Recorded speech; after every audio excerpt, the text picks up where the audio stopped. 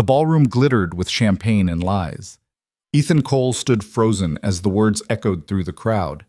Did you really think she married you for love? His billionaire wife's secret, the real reason she'd chosen a broke single father, hung in the air like shattered glass. Every eye turned toward him. Every whisper cut deeper. He'd sold his pride to save his daughter, but he never imagined the price would be his heart. This is the story of a man who thought he was playing a role, until the woman behind the fortune made him forget it was all supposed to be fake.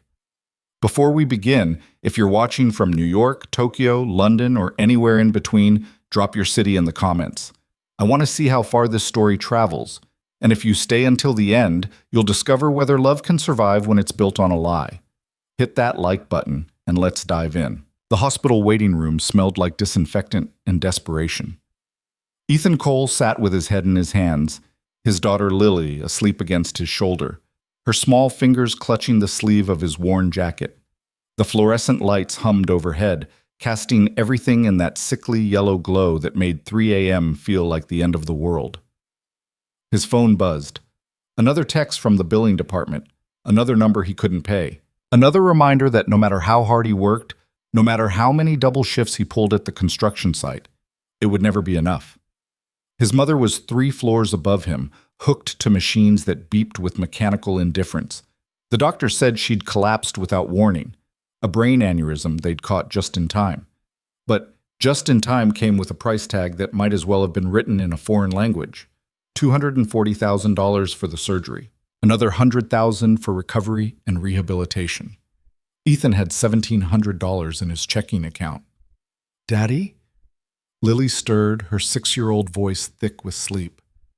"Is Grandma going to be okay?" He pulled her closer, pressing a kiss to her dark hair. "Yeah, baby, Grandma's tough. She's going to be fine." The lie tasted bitter, but what else could he say? That he was drowning, that every door he'd knocked on had slammed shut, that he'd already sold everything worth selling, begged every friend for loans they couldn't afford to give, and still fallen impossibly short? His phone buzzed again. This time, it wasn't the hospital. It was Richard Cole, his stepfather. Ethan stared at the name on the screen.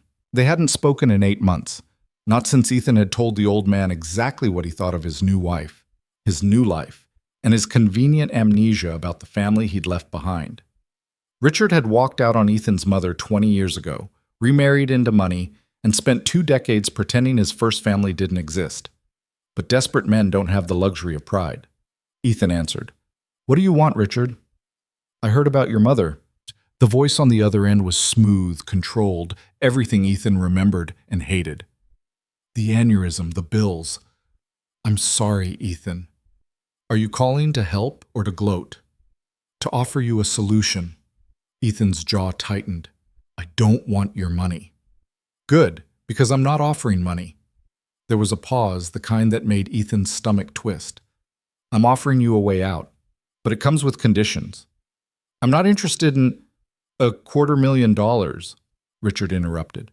"All medical expenses covered, your mother gets the best care available. You walk away with a clean slate and enough left over to give that little girl of yours a real future." Ethan's throat went dry. "What's the catch?" "You get married." For a moment, Ethan thought he'd misheard. "What?" "There's a woman, Vivian Ashford. She needs a husband for 6 months. You need money. It's a simple transaction." "You're insane." "I'm practical," Richard said coolly. "Vivian comes from one of the wealthiest families in the country. She has her reasons for needing this arrangement, and frankly, they're none of your concern. What you need to know is this: 6 months of playing the devoted husband, and every debt you have disappears. Your mother gets the surgery, Lily gets stability, you get to stop drowning." Ethan stood, carefully shifting Lily to the chair beside him. He walked to the window overlooking the parking lot, pressing his forehead against the cold glass. "Why me?" "Because you're desperate enough to say yes, and respectable enough not to embarrass her. You're a widower, a father, a working man with no scandals. You're perfect." "I'm not doing this." "Then enjoy watching your mother die because you were too proud to accept help." Richard's voice didn't change, but the words landed like a fist. "I'll give you 24 hours to decide. After that, the offer expires." The line went dead.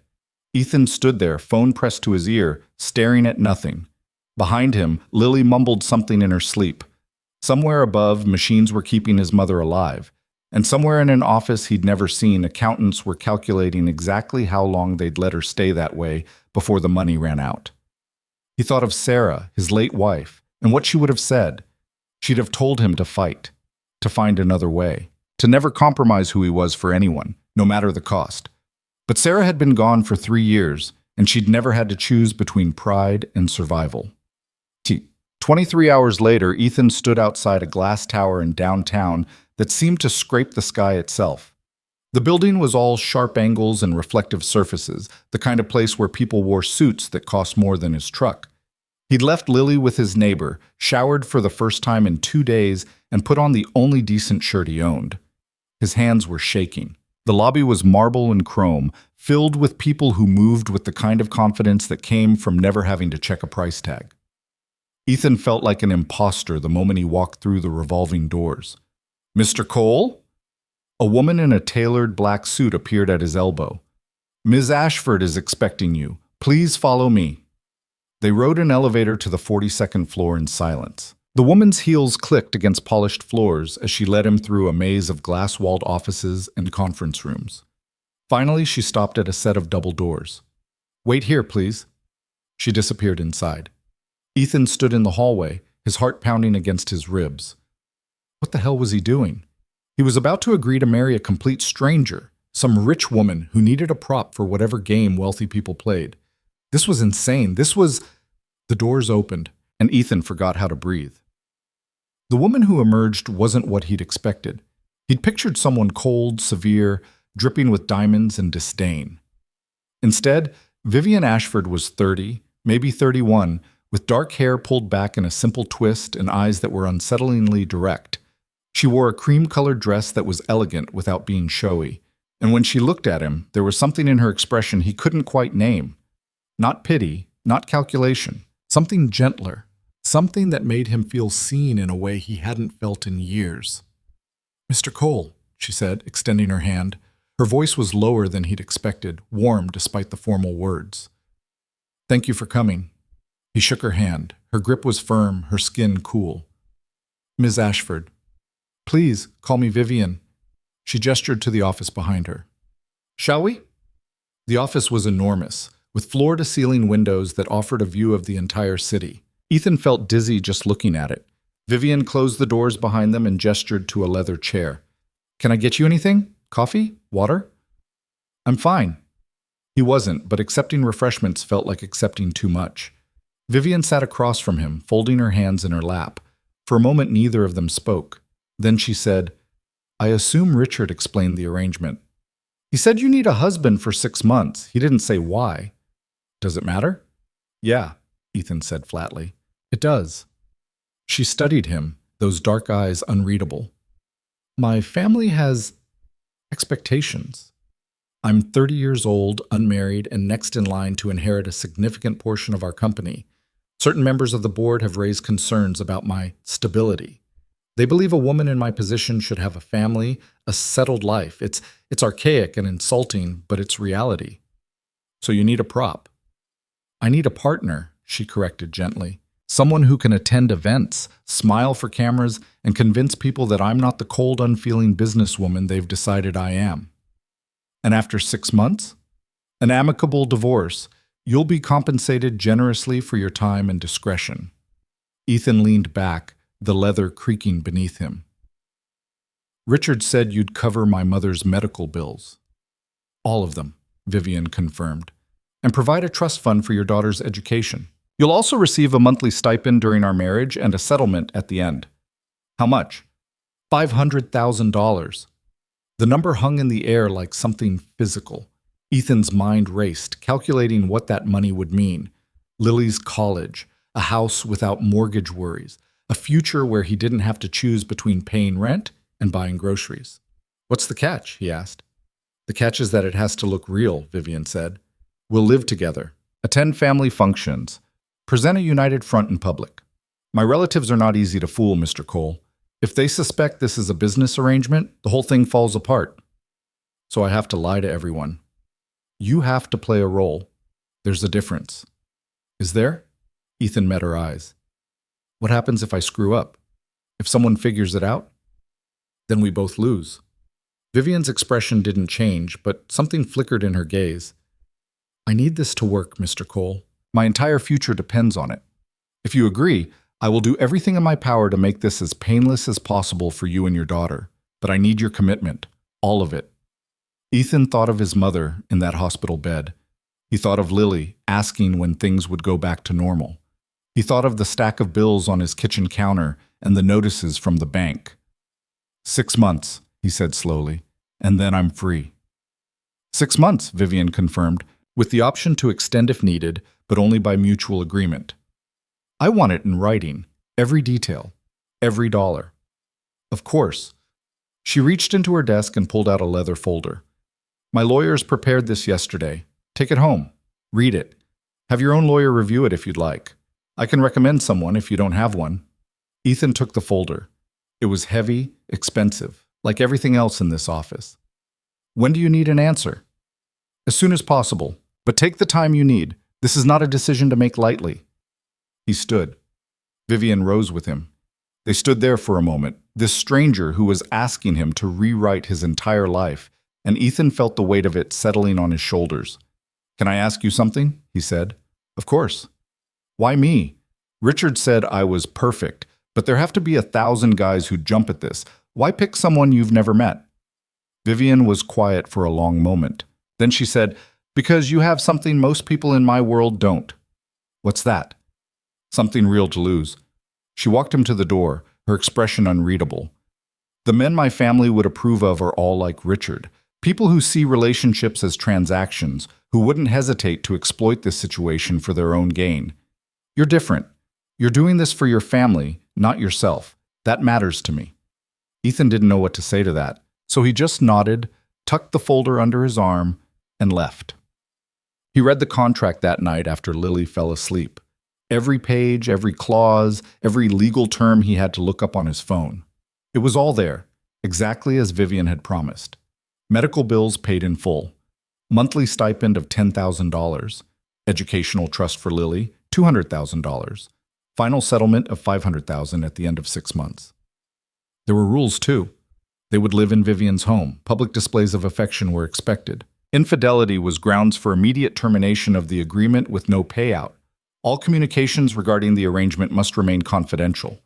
At the bottom of the last page, there were 2 signature lines. Ethan sat at his kitchen table, pen in hand, staring at those blank spaces. Outside, the city hummed with life he was no longer part of. People going to jobs that paid enough, living in homes they could afford, making choices that didn't feel like choosing which limb to cut off. His phone rang. The hospital. He answered. Mr. Cole, this is Dr. Martinez. I wanted to update you on your mother's condition. We need to proceed with surgery within the next 48 hours or risk permanent brain damage. I know the financial situation is complicated, but do it, Ethan said. His voice sounded strange to his own ears, distant and certain. Schedule the surgery. The bills will be taken care of. There was a pause. Mr. Cole, I need to be clear about the costs. I understand. Just save her. He hung up before the doctor could ask questions he didn't want to answer. Then he picked up the pen, and with a hand that barely shook at all, he signed his name on both lines. By morning, he was engaged to a woman he'd met once. By afternoon, his mother was in surgery. By evening, movers were packing up his apartment. The deal was done. The trap was set. And Ethan Cole had just walked into it with his eyes wide open. Vivian's estate wasn't a house. It was a monument. Ethan stood in the circular driveway, Lily's hand in his, staring up at the sprawling mansion that would be their home for the next 6 months. It was all white stone and tall windows, surrounded by gardens that looked like they'd been imported from some European palace. Fountains, sculptures, perfectly manicured hedges that probably cost more to maintain than Ethan's yearly salary. Daddy, Lily whispered, squeezing his hand. Is this where the princess lives? Before he could answer, the front doors opened and Vivian appeared at the top of the stone steps. She'd changed from the business attire he'd seen her in before. Now she wore dark jeans and a soft sweater, her hair loose around her shoulders. She looked younger this way, almost approachable. "Welcome," she said, descending the steps. When she reached them, she crouched down to Lily's level. "You must be Lily. I'm Vivian. I've heard so much about you." Lily hid behind Ethan's leg. Vivian didn't push, she just smiled, a real smile, not the polite mask Ethan had seen in her office, and stood. "I know this is overwhelming," she said to Ethan, "but I promise, we'll take it slow. Come on, I'll show you around." The interior was even more stunning than the exterior. Marble floors, soaring ceilings, artwork that probably belonged in museums. A grand staircase curved up to the second floor. Everything gleamed. Ethan felt like he was standing in a hotel. "Your rooms are this way," Vivian said, leading them up the stairs.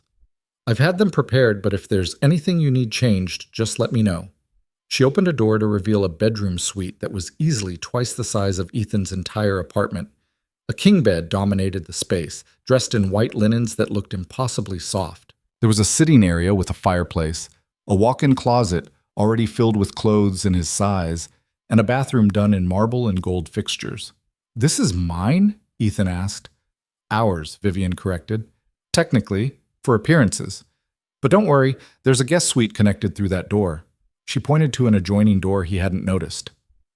"You'll have complete privacy." "And me?" Lily asked, her voice small. Vivian's expression softened. "Come see." She led them down the hall to another room, and when she opened the door, Lily gasped. It was a little girl's dream, a canopy bed with gauzy white curtains, walls painted a soft lavender, shelves full of books and toys. There was even a window seat overlooking the gardens.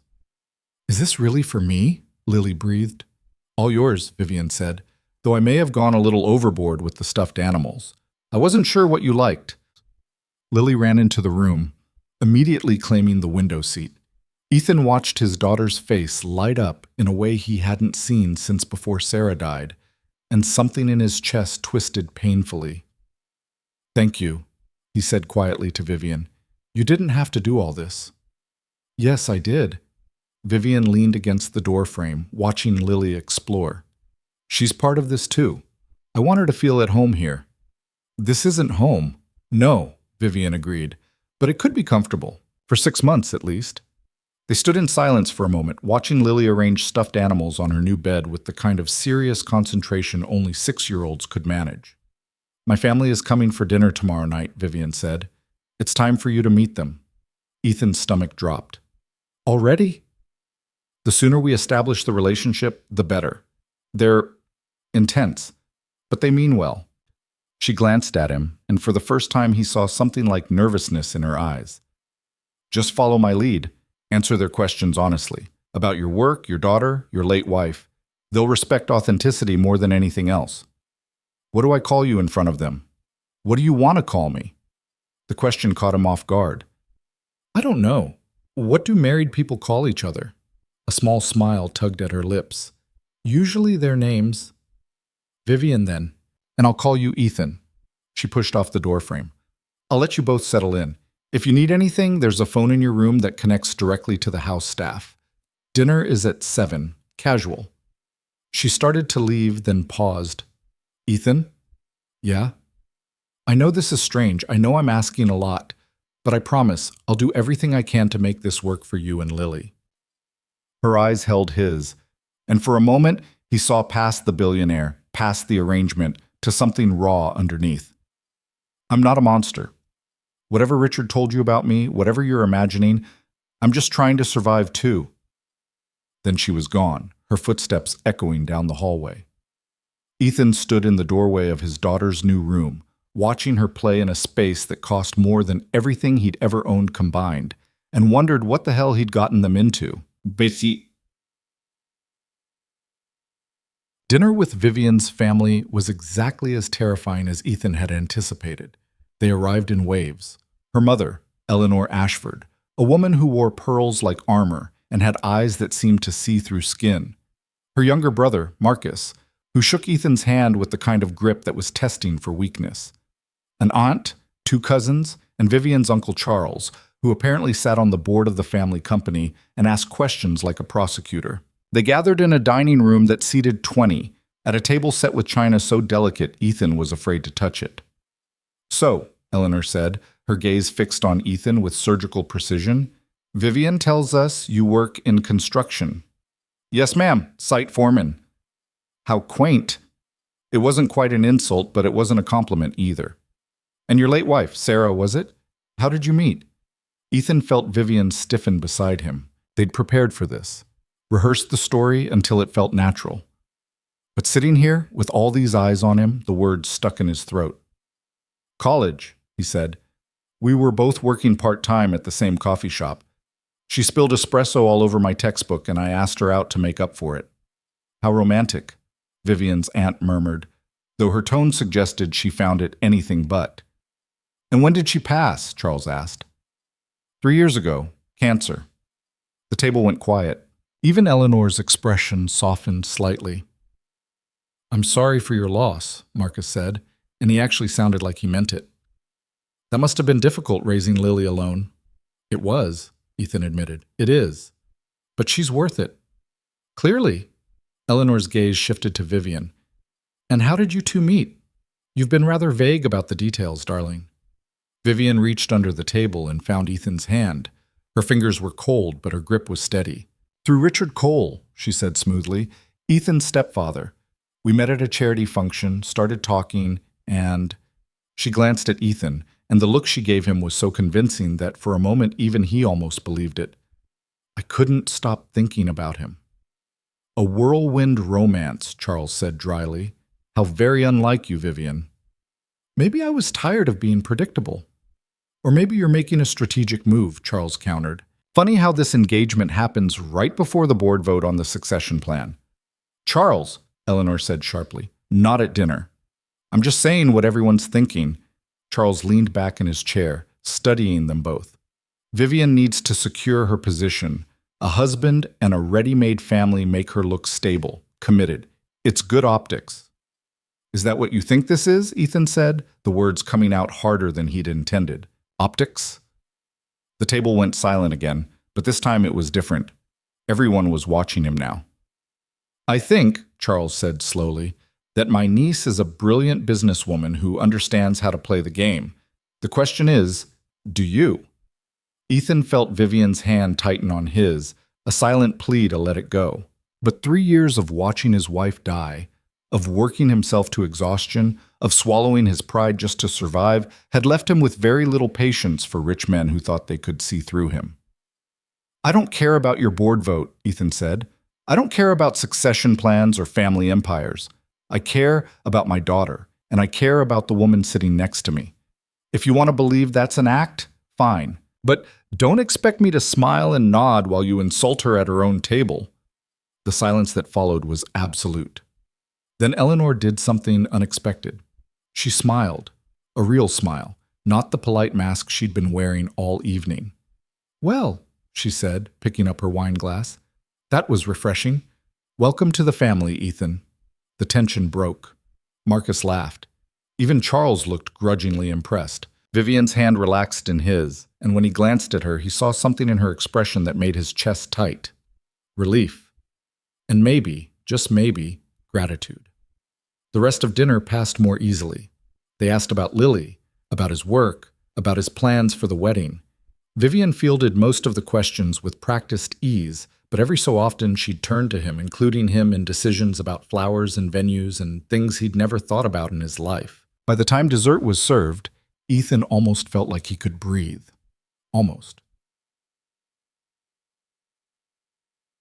That night, after everyone had left and Lily was asleep, Ethan found himself alone in the massive bedroom suite. He stood at the window, looking out over the gardens bathed in moonlight, trying to process everything that had happened. There was a soft knock at the connecting door. "Come in," he called. Vivian entered, still in the dress she'd worn to dinner. She looked exhausted. "You did well tonight," she said. "Better than well. You were perfect." "I wasn't trying to be perfect. I was trying not to let your uncle treat you like a chess piece. He does that to everyone. It's his way of maintaining control." She crossed to the window, standing beside him, but not too close. "I'm sorry I put you in that position." "It's fine." "It's not." She turned to look at him, and in the dim light her face was all shadows and angles. This whole thing, it's not fair to you, I know that. But thank you for defending me. You didn't have to. Yeah, I did. Ethan met her eyes.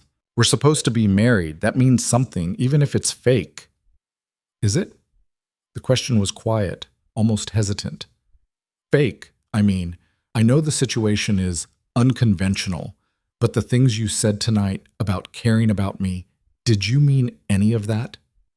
Ethan didn't answer right away. He thought about the woman he'd met in that office, all business and composure. And then he thought about the woman who'd filled Lily's room with toys, who'd held his hand under the table, who'd looked at him like he was more than just a means to an end. I don't know, he said honestly. I don't know what this is yet, but I meant what I said. If we're going to do this, I'm all in. For the next 6 months, you're my wife, and I don't half-ass anything. Vivian smiled, a real smile that reached her eyes. Neither do I. She reached out, adjusting his collar, in a gesture that was surprisingly intimate. Her fingers brushed against his neck, and Ethan felt something electric run through him. Tomorrow, she said softly, we have our first public appearance together, a gallery opening. The press will be there. So the performance begins. So the performance begins, she agreed. But the way she was looking at him didn't feel like a performance. It felt like something else entirely. She left him there, returning to her own room through the connecting door. Ethan stood at the window long after she'd gone, his heart beating too fast, his mind racing with questions he didn't want to examine too closely. He'd agreed to 6 months of playing a role. He hadn't agreed to start believing it.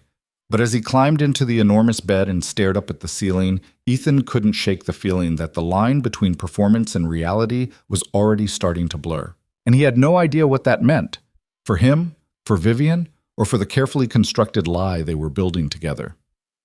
Outside, the city lights glittered like stars, and somewhere in the darkness, the clock was already counting down the days until this beautiful, impossible illusion would come crashing down. The only question was whether either of them would survive it intact. The gallery was all white walls and pretension, filled with people who spoke in hushed tones about brushstrokes and artistic vision, while sipping champagne that probably cost more per glass than Ethan used to spend on groceries for a week. He stood beside Vivian in a suit that had been tailored specifically for him, another expense he hadn't asked for, but had appeared in his closet that morning, alongside shirts with French cuffs and shoes made from leather so soft it felt like sin. Vivian's hand rested lightly in the crook of his arm, her touch barely there but impossible to ignore. She wore midnight blue silk that made her look like she'd been poured into the dress, and every eye in the room kept drifting back to them. The newly engaged couple, the billionaire heiress and her unexpected choice. Smile, Vivian murmured without moving her lips. You look like you're at a funeral. I feel like I'm at a funeral. My own. Her fingers tightened on his arm, and he caught the flash of amusement in her eyes. They're watching to see if you'll crack. Don't give them the satisfaction. Who's watching? Everyone. She guided him toward a painting that looked like someone had thrown paint at a canvas and called it art. See the woman in red by the sculpture? That's Diane Rothschild. She runs the society page for 3 major publications. And the man talking to the gallery owner? Thomas Chen. He sits on the board with my Uncle Charles. Ethan forced himself to relax, to let his expression soften into something that might pass for comfort. So this is a test. Everything is a test. Vivian turned to face him, and the movement brought them closer together. Her perfume was subtle, something floral that made him think of gardens after rain. But you're doing fine. Better than fine, actually. Half the women in this room are jealous, and the other half are trying to figure out what I saw in you. What did you see in me? The question slipped out before he could stop it, too honest for the performance they were supposed to be giving. But Vivian didn't flinch. She reached up, straightening his tie in a gesture that looked affectionate to anyone watching. I saw someone real, she said quietly. In a world full of people playing parts, you were the only one who wasn't pretending to be something he's not. That's ironic considering what we're doing right now. Is it? Her hand lingered on his chest, right over his heart. You're still you, Ethan. The suit doesn't change that. Before he could respond, a camera flash went off nearby. Then another. Suddenly, there were photographers materializing from the crowd, calling Vivian's name, asking them to pose together. Vivian's transformation was instantaneous. Her smile became radiant, her posture perfect. She turned into them, pulling Ethan closer with practiced ease. "Mr. Cole, how does it feel to be marrying into the Ashford family?" "Look this way, Vivian. Show us the ring." "When's the wedding?" "How did you propose, Mr. Cole?" Ethan felt his throat close. They hadn't discussed this part. He didn't know what story they were supposed to tell, what version of events would sell the illusion. But Vivian's hand found his, her fingers threading through his in a way that felt natural despite the audience. "He didn't," she said, her voice carrying just enough warmth to sound genuine. "I did." The photographers loved that. More flashes, more questions. Ethan felt like he was drowning in light. "I couldn't wait anymore," Vivian continued, and she was looking at him now instead of the cameras. "I knew what I wanted, and I've never been good at patience. So I asked, and thankfully he said yes." It was a good story, a great story actually. The powerful woman who knew her own mind, the everyday man who'd captured her heart. The photographers ate it up, firing questions about the proposal, the ring, their plans. Ethan let Vivian handle most of it, adding small details when she glanced at him for confirmation. By the time they finally escaped back into the gallery crowd, his jaw hurt from forcing a smile. "You're a natural at this," he said once they were alone again. "I've had practice." Vivian accepted a champagne flute from a passing waiter, though she didn't drink from it. "My mother started training me for public appearances when I was 6. Smile, but not too much. Stand straight, but not stiff. Never let them see you sweat." Sounds exhausting. It is. She glanced at him, and for a moment the mask slipped. "But it's the price of admission to this world. You'll learn." "I'm not sure I want to." "You don't have a choice. Not for the next 6 months, anyway." She steered him toward a quieter corner away from the main crowd. "There's something I need to tell you before you hear it from someone else. The wedding. My mother has already started making plans." Ethan's stomach dropped. "We never talked about an actual wedding. The contract said public displays of commitment. A wedding is the ultimate public display." Vivian's expression was apologetic but firm. "It doesn't have to be large, a small ceremony, immediate family only. But it needs to happen, and soon. The longer we wait, the more people will question whether this is real." "This isn't real. I know that, you know that. But everyone else needs to believe it is." She set down her untouched champagne. "I'm sorry. I should have been clear about this from the beginning, but we're past the point of backing out now. The engagement announcement hit the news this morning. My family is invested. The board is watching. If we don't follow through, it'll look like I can't commit to anything. Not to a relationship, not to the company, not to the future they're trusting me to lead." Ethan wanted to argue, to tell her this was too much, too far beyond what he'd agreed to. But he thought of his mother, recovering in a hospital room with care he could never have afforded on his own. He thought of Lily, happy for the first time in months, sleeping in a room that felt like something out of a fairy tale. He thought of the check that had cleared in his account that morning, with more zeros than he'd ever seen in his life. "When?" he asked. 3 weeks. "Jesus, Vivian. I know it's fast, but fast doesn't give people time to dig too deep, to ask too many questions. We get married, we let the press take their photos, and then we can breathe." She looked up at him, and her eyes were pleading. "I'm asking you to trust me. I know I don't deserve it. I know this whole situation is insane, but please, trust me just a little longer." He should have said no. He should have walked away, contract be damned. But there was something in her expression that stopped him, something vulnerable beneath the polished exterior. 3 weeks, he said. "And then what? We just live like we're married?" "We continue what we're already doing. Appearances at events, family dinners, maintaining the illusion." She hesitated, then added, "You'll have your own space, your own life. I'm not asking you to give up who you are, just asking me to pretend to be someone else in public." Yes. At least she was honest. Ethan could respect that, even if he hated everything else about this situation. A familiar voice cut through his thoughts. Well, well, the happy couple. Ethan turned to find Marcus Ashford approaching with a woman on his arm, tall, blonde, with the kind of beauty that came from expensive maintenance and good genes. "Marcus," Vivian said, her public smile sliding back into place. "I didn't know you were coming tonight." "Wouldn't miss it. Besides, Catherine wanted to meet your mysterious fiancé." Marcus gestured to the woman beside him. "Catherine Wainwright, meet Ethan Cole."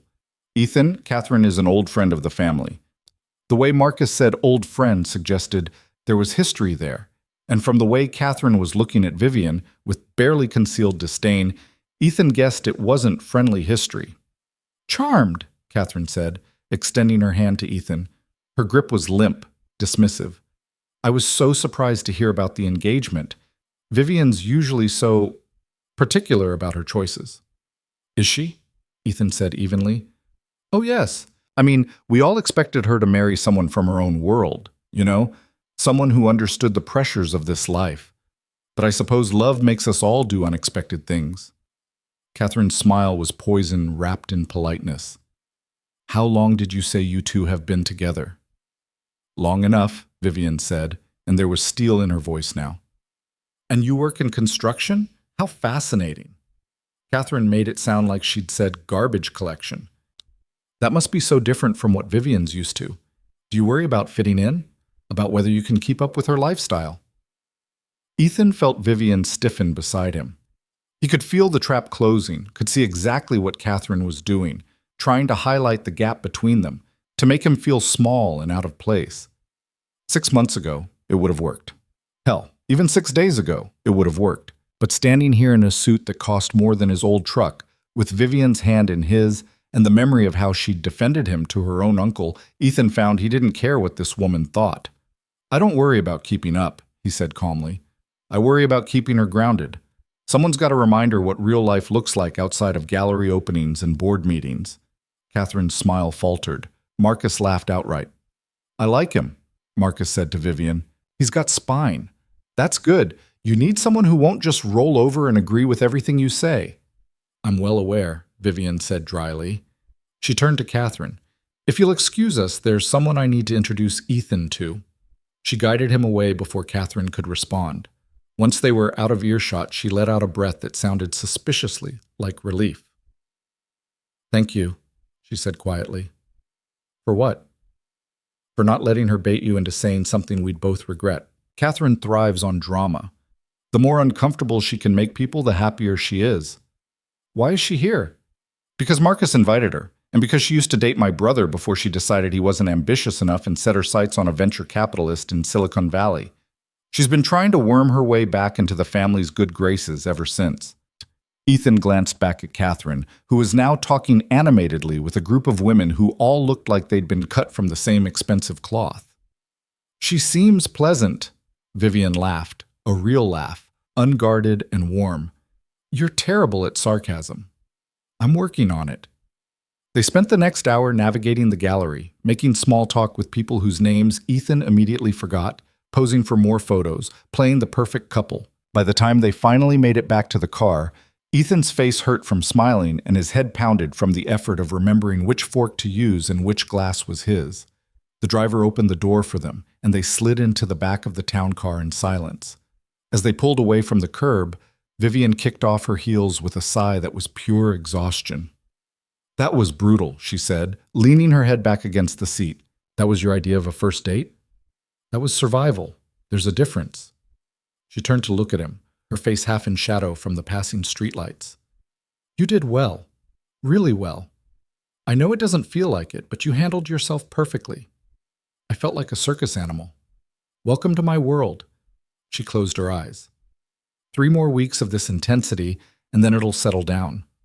Once we're married, once the novelty wears off, the press will lose interest. We can go back to living relatively normal lives." "Normal," Ethan repeated. "Right. Because there's nothing weird about a fake marriage to a billionaire. It's only fake if we let it be." Vivian opened her eyes, and there was something in her expression he couldn't quite read. "I meant what I said earlier, about you being real. I don't want you to change who you are for this, Ethan. I need you to stay exactly as you are. That's what makes this work." He wanted to ask what she meant by that, wanted to understand why it seemed to matter so much to her. But before he could find the words, his phone buzzed. A text from the neighbor watching Lily. She's asking for you. Everything okay, but I think she's getting homesick. Vivian must have seen something change in his expression. What's wrong? Lily, she wants to come home. Then let's get her. Vivian leaned forward, tapping on the divider between them and the driver. Change of plans. We need to pick up Mr. Cole's daughter. 20 minutes later, they were pulling up outside Ethan's old apartment building. It looked smaller than he remembered, shabbier in the glow of the streetlights. The neighbor met them at the door with Lily already in her pajamas, clutching her favorite stuffed rabbit. Daddy!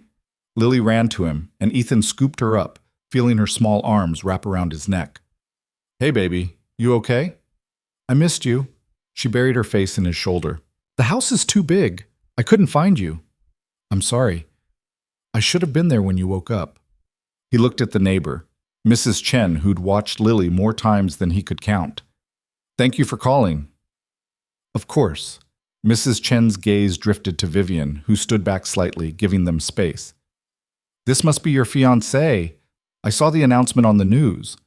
Vivian, this is Mrs. Chen. Mrs. Chen, Vivian Ashford. Vivian stepped forward, offering her hand. Thank you for taking care of Lily. I know change is hard, especially for little ones. You're welcome, dear. Mrs. Chen studied her with the kind of frank assessment only elderly women could get away with. She's a sweet girl. Takes after her father. You take good care of them both, you hear? I intend to, Vivian said, and she sounded like she meant it. They drove back to the estate with Lily curled between them, half asleep against Ethan's side. Vivian was quiet, gazing out the window, and Ethan found himself studying her profile. The elegant line of her jaw, the way the city lights played across her face, the small furrow between her brows that suggested she was thinking about something that troubled her. What? She asked without looking at him. Nothing. You're staring. I'm trying to figure you out. Now she did turn, her expression curious. Any luck?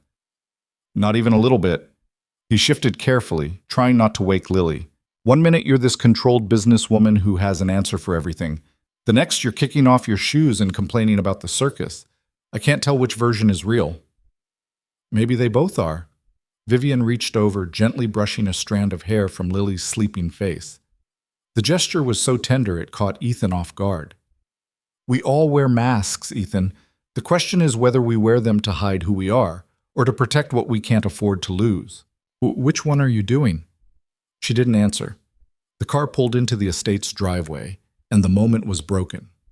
Ethan carried Lily up to her room while Vivian followed behind, turning on lights, pulling back the covers on the canopy bed. Thank you, Ethan said as he tucked Lily in, for going with me to get her. She's part of this too. I told you, I want her to feel safe here. Vivian hesitated in the doorway. Ethan, about the wedding, if it's too much, if you need more time, 3 weeks is fine. He said it before he could second-guess himself. You're right. The faster we do this, the less time people have to dig. We'll make it work. Something shifted in Vivian's expression, relief maybe, or something deeper. Get some rest. Tomorrow we're meeting with the wedding planner.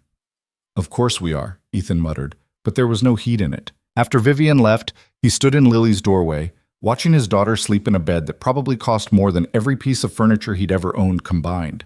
The room still smelled like new paint and expensive fabric, nothing like the cramped bedroom in their old apartment that had smelled like the Indian restaurant downstairs and had a water stain on the ceiling shaped like a cloud.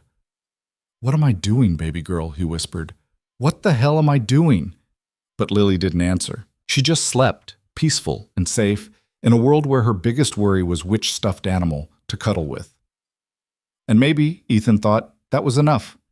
Maybe that was the whole point. The next 2 weeks became a blur of preparations that Ethan had no control over. There were fittings for a tuxedo he'd wear exactly once, meetings with florists about arrangements he couldn't tell apart, tastings of cakes that all tasted the same to him but apparently had subtle differences in mouthfeel and flavor profiles. Vivian's mother took over most of the planning with the kind of military precision that suggested she'd been preparing for this moment her entire life. And Ethan just nodded and agreed and tried not to think too hard about the fact that he was planning a wedding to a woman he barely knew. But in between all the chaos, there were small moments that felt almost real. There was the morning he found Vivian in the kitchen at 6 a.m., still in her pajamas, making pancakes for Lily with the kind of focused concentration she usually reserved for business deals. The pancakes were terrible, burnt on the outside, raw in the middle, but Lily ate them anyway, and Vivian had looked so pleased with herself that Ethan hadn't had the heart to suggest they order from the cook instead. There was the afternoon Vivian canceled a board meeting to take Lily shopping for a flower girl dress, and came back 3 hours later with not just a dress but also new shoes, a stuffed unicorn the size of a small pony, and a story about how Lily had charmed every shop assistant they had encountered. There was the evening Ethan found Vivian sitting in Lily's room, reading bedtime stories in different voices for each character, and Lily was laughing so hard she had tears streaming down her face.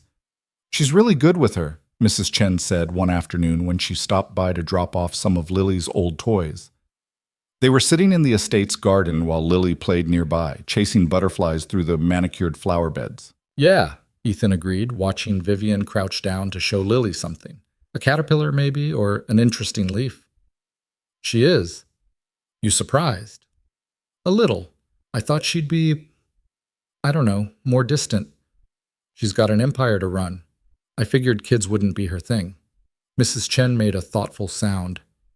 "Maybe she's been waiting for the right reason to let that side of herself show. Some people need permission to be soft." Ethan thought about that long after Mrs. Chen had left. About masks and protection and what people were afraid to lose. The night before the wedding, Vivian's mother hosted a rehearsal dinner that was more lavish than most people's actual weddings. It was held in a private room at one of the city's most exclusive restaurants, with more courses than Ethan could count, and wine that probably cost more per bottle than his monthly rent used to be. Ethan sat at the head table between Vivian and her mother, watching family members he was still learning to recognize make toasts about love and commitment and building a future together. Every word felt like sandpaper against his conscience. Marcus stood, raising his glass. "To my sister, who's always known exactly what she wanted and never been afraid to go after it. And to Ethan, who's either the bravest man I've ever met or the craziest, probably both." The room laughed. "May your marriage be filled with the same fire and determination that brought you together." "Here, here," the guests chorused, raising their glasses. Ethan drank because it was expected, but the wine tasted like ash. After dinner, Vivian found him on the restaurant's terrace, where he'd escaped for air. The city sprawled below them, all lights and movement, millions of people living their real lives while he stood here in a borrowed tuxedo preparing to make promises he had no intention of keeping. "Having second thoughts?" Vivian asked, joining him at the railing. 15th thoughts, actually. Maybe 20th. She laughed softly. "That's fair." For a while they stood in silence, watching the traffic flow below. Then she said, "I spoke to my lawyers today about the trust fund for Lily." Ethan tensed. "What about it?" "I increased it to 500,000, and I backdated the documentation, so even if something happens, if this all falls apart tomorrow, the money is still hers, untouchable, no matter what." He turned to look at her. "Why would you do that?" "Because she deserves security, and because—" Vivian hesitated, choosing her words carefully. "Because some things shouldn't be conditional. If I've learned anything over the past few weeks, it's that—" "Vivian, I know what you're going to say. That it's too much, that you don't want charity, that this wasn't part of the deal." She met his eyes. "But here's the thing, Ethan. I stopped thinking of this as a deal about a week ago, maybe less. I'm not sure when it happened, but somewhere between you defending me to my uncle and making terrible jokes at breakfast and letting Lily paint your nails while we watched movies last Sunday, it stopped being a transaction and started being something else." Ethan's heart was pounding. "What are you saying?" "I'm saying that tomorrow, when we stand up in front of everyone and make promises, I want you to know that my part won't be a lie. Maybe it started that way. Maybe the reasons I chose you were strategic and calculated and all the things Charles accused me of. But that's not why I'm marrying you anymore." "Then why?" Vivian reached up, cupping his face with one hand. Her palm was warm against his skin. "Because when I look at you, I see everything I've been missing in this world. Honesty. Kindness. Someone who sees me as more than a bank account or a strategic alliance. Someone who makes me want to be softer, better, real. She smiled, and it was the saddest, most beautiful expression he'd ever seen. I'm not asking you to feel the same way. I know that's not fair, not when I brought you into this under false pretenses. But I needed you to know, before we do this, before it's too late to back out. Ethan couldn't breathe, couldn't think. Everything he'd convinced himself about this arrangement, that it was temporary, that it was just business, that his heart was safely locked away, came crashing down around him. Because the truth was, he'd been lying to himself too. I should go, Vivian said, dropping her hand. It's bad luck for the groom to see the bride the night before the wedding, or something like that. I'll see you tomorrow. She started to walk away, but Ethan caught her hand, pulling her back. For a moment, they just stood there, his hand wrapped around her wrist, her eyes wide with surprise. It's not too late, he said quietly. Is it? To back out? Do you want to? He should have said yes, should have taken the exit she was offering, the chance to walk away before this got any more complicated. But when he opened his mouth, what came out was no. The word hung between them, heavy with implication. Good, Vivian breathed. Neither do I. Then she kissed him. It wasn't their first kiss. They'd done that for the cameras at the gallery opening, a chaste press of lips that had meant nothing. But this was different. This was her hand sliding into his hair, his arm wrapping around her waist, pulling her closer. This was mouths opening, breaths mingling, the entire world narrowing down to the taste of wine on her lips and the way she made a small sound in the back of her throat when he deepened the kiss. When they finally broke apart, they were both breathing hard. So, Vivian said, her voice shaky. Tomorrow. Tomorrow, Ethan agreed. She smiled, pressed one more quick kiss to his lips, and left him standing on the terrace with his heart racing and his entire understanding of this situation turned completely upside down. He stayed there long after she'd gone, staring out at the city lights, trying to figure out when exactly he'd stopped pretending and started falling. The morning of the wedding arrived with unseasonable warmth and a sky so blue it looked painted. Ethan woke in the guest suite with sunlight streaming through windows he'd forgotten to close, his head still spinning from the kiss on the terrace and the confession that had preceded it. He lay there for a long moment, staring at the ceiling, trying to convince himself that he hadn't just made the biggest mistake of his life. Or maybe, whispered a voice in the back of his mind, the biggest leap of faith. There was a knock at the door. Marcus entered without waiting for permission, already dressed in his tuxedo, carrying 2 cups of coffee. Thought you might need this, he said, handing one to Ethan. You look like hell. Thanks. That's exactly what every groom wants to hear. Marcus settled into the armchair by the window, studying Ethan with an expression that was harder to read than his sister's. I'm going to ask you something, and I want an honest answer. No performance, no polite deflection, just the truth. Ethan sat up, taking a sip of coffee that burned all the way down. Okay. Do you love her? The question hit like a physical blow. Ethan opened his mouth, then closed it, because he didn't know how to answer. Did he love Vivian? Could you love someone you'd known for less than a month? Someone you'd agreed to marry for money, for survival, for reasons that had nothing to do with the terrifying feelings now tangled up in his chest? I don't know, he said finally. I care about her. More than I expected to. More than I should, probably. But you don't love her. I didn't say that. Ethan set down the coffee, running his hands through his hair. I said I don't know. How do you tell the difference between real feelings and just getting caught up in the situation? Between actually falling for someone and convincing yourself you have because it makes this whole thing easier? Marcus was quiet for a long moment. Then he said, Can I tell you something about my sister? Something most people don't know? I'm listening.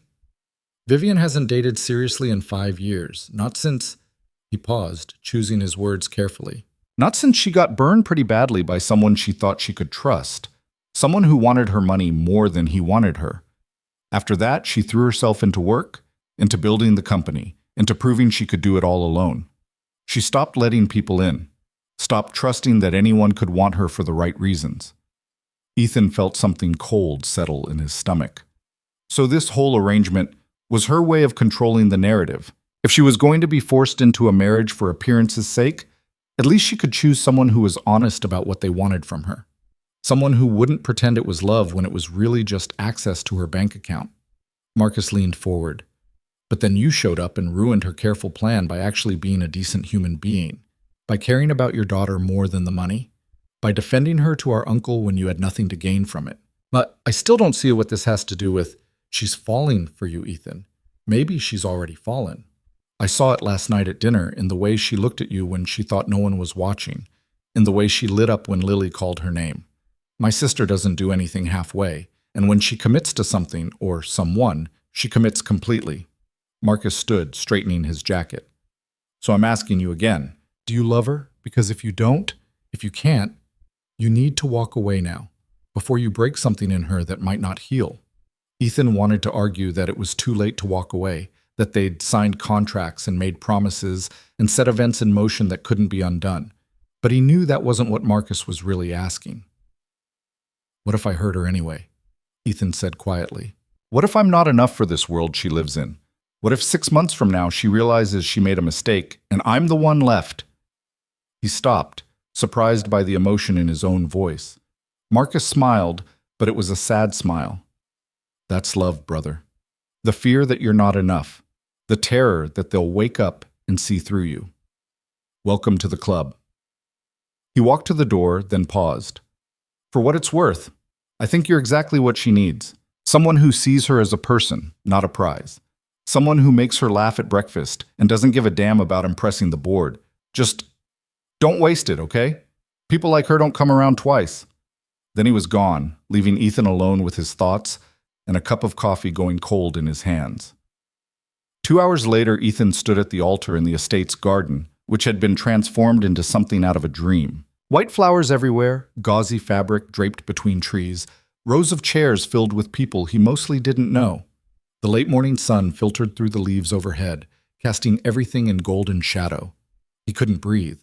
The string quartet began to play, and everyone stood.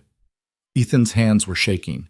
He gripped them behind his back, forcing himself to look calm, even as his heart tried to punch through his ribs.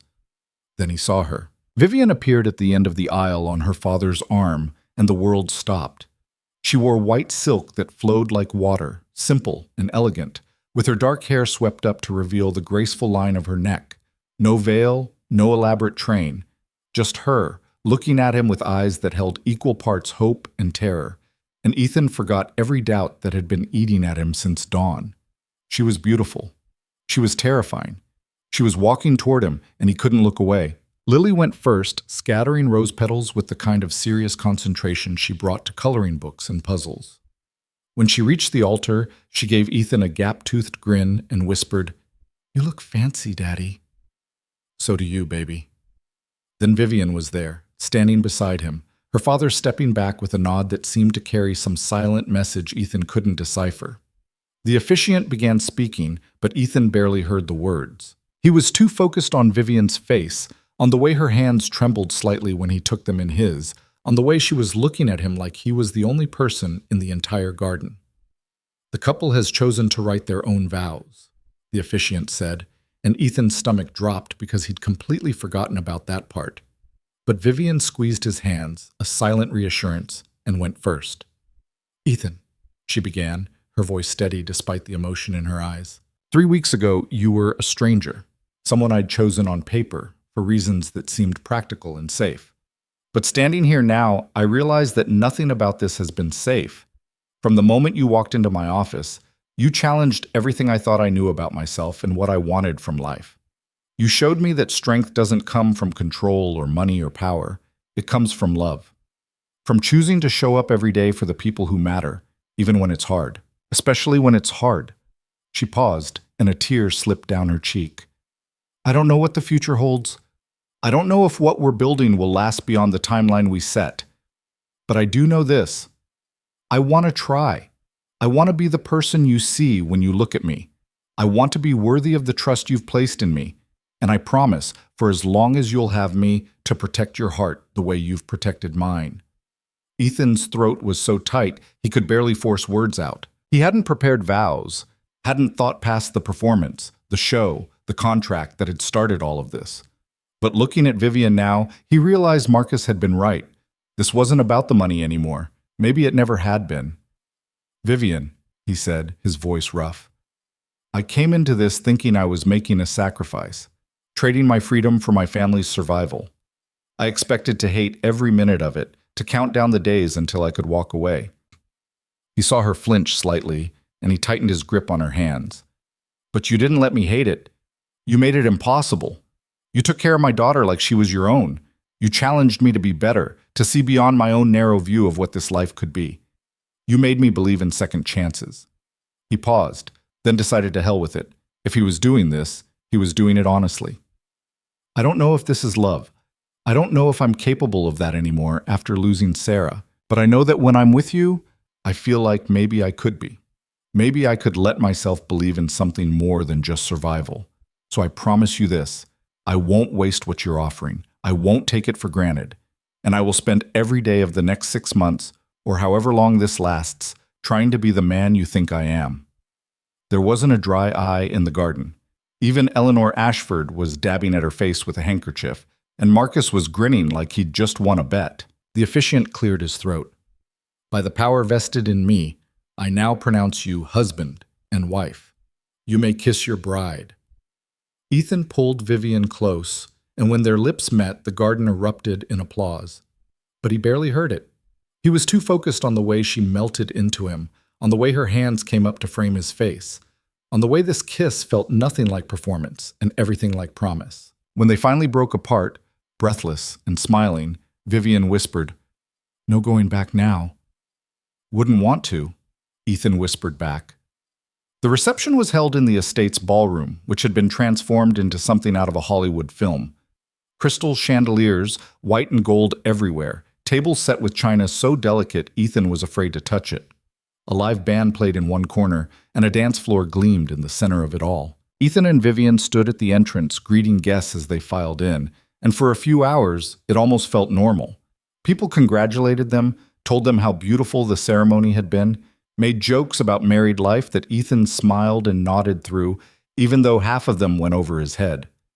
But underneath the champagne and celebration, Ethan could feel something building, a tension in the air that he couldn't quite name, like the pressure before a storm. He noticed it first in the way certain guests kept glancing at each other, whispering behind hands. Then in how Uncle Charles kept watching them with an expression that was too calculating to be simple observation. And finally, in the way a man he'd never seen before kept trying to catch Vivian's eye from across the room. The man was in his late 30s, impeccably dressed, with the kind of face that belonged on magazine covers. He moved through the crowd with practiced ease, shaking hands, making small talk, but his attention kept drifting back to Vivian. "Who's that?" Ethan asked quietly during a break in the receiving line. Vivian followed his gaze and went very still. "No one important. Doesn't look like no one. It's complicated." Before Ethan could press further, Eleanor appeared at Vivian's elbow. "Darling, there are some people from the board who want to congratulate you both. Come." They were swept into another round of introductions and pleasantries, and Ethan lost track of the mysterious stranger in the crowd. But the uneasy feeling persisted, growing stronger as the afternoon wore into evening. Finally, it was time for the first dance. The band struck up something slow and romantic, and Ethan led Vivian onto the floor, acutely aware of every eye on them. "Relax," Vivian murmured as he placed his hand on her waist. "You're doing fine. I don't know how to dance like this. Not to this kind of music. Just follow my lead, and try not to step on my dress." He managed a smile, pulling her closer. She fit against him perfectly, her head tucked beneath his chin, and as they began to move, Ethan found himself relaxing despite the audience. This was easier than he'd expected, more natural. "Thank you," Vivian said softly, "for what you said during the vows. You didn't have to. I meant it, every word." She pulled back slightly to look at him, and the expression on her face was so vulnerable it made his chest ache. Even the part about second chances? Especially that part. The song swelled and they turned together, and for a moment it was just the two of them. No contracts, no performance, no ulterior motives, just a man and a woman dancing at their wedding, trying to figure out how to build something real from the ruins of a lie. Then the music ended and the spell broke. Other couples joined them on the floor, and Ethan was separated from Vivian by well-wishers and family members demanding their own dances. He ended up partnered with Eleanor, who proved to be an excellent dancer and an even better interrogator. "You surprised me today," she said as they moved across the floor, "with your vows. I wasn't expecting such honesty. Would you have preferred I lied? I would have preferred you to stick to the script we discussed." But there was no real reproach in her voice. "My daughter is not an easy woman to love, Ethan. She's brilliant and driven and absolutely terrified of being hurt. If you meant what you said about protecting her heart, you're going to have your work cut out for you." "I'm getting that impression." Eleanor smiled, and for the first time since he'd met her, it reached her eyes. "Good. She needs someone who won't run at the first sign of difficulty. Someone who sees the woman beneath the armor." The music shifted, and she released him with a pat on the shoulder. "Welcome to the family, truly." Ethan was passed from Eleanor to one of Vivian's aunts, then to a cousin whose name he'd already forgotten, and by the time he finally escaped the dance floor, his feet hurt, and his head was spinning from trying to keep track of who was who. He found refuge near the bar, nursing a glass of whiskey and watching the party swirl around him. Lily was with a group of other children, all dressed up and running circles around their exasperated parents. Vivian was trapped in conversation with board members, her public smile firmly in place, even though he could see the exhaustion around her eyes. "Quite the spectacle, isn't it?" Ethan turned to find the mysterious stranger from earlier standing beside him. Up close, the man was even more polished, with a smile that didn't quite reach his eyes. "I'm sorry, have we met?" Ethan asked. "Not formally. I'm James Whitmore, old friend of Vivian's." He extended his hand, and Ethan shook it out of reflex. "Congratulations on the marriage. I have to say, when I heard the news, I was surprised." "Why's that?" "Because Vivian swore off marriage years ago.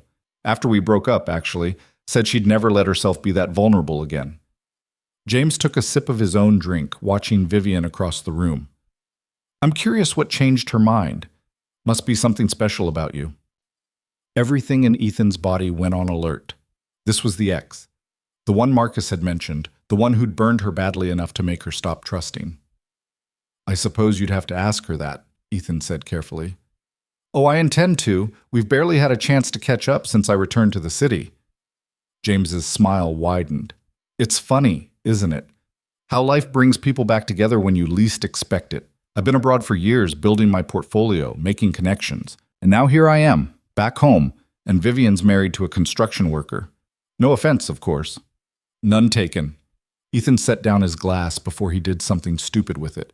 "If you'll excuse me, I'm on the board now, you know, your wife's board. Isn't that interesting? I sit in meetings with her uncle, vote on company policies, have a say in who leads the family empire." James's expression was pleasant, conversational, but his eyes were cold. "I wonder if she knew I'd be there when she rushed into this marriage. I wonder if that's part of why she did it, to prove she'd moved on." "I think you should leave." Ethan's voice was flat, dangerous. "I'm just making conversation at a wedding. Nothing wrong with that."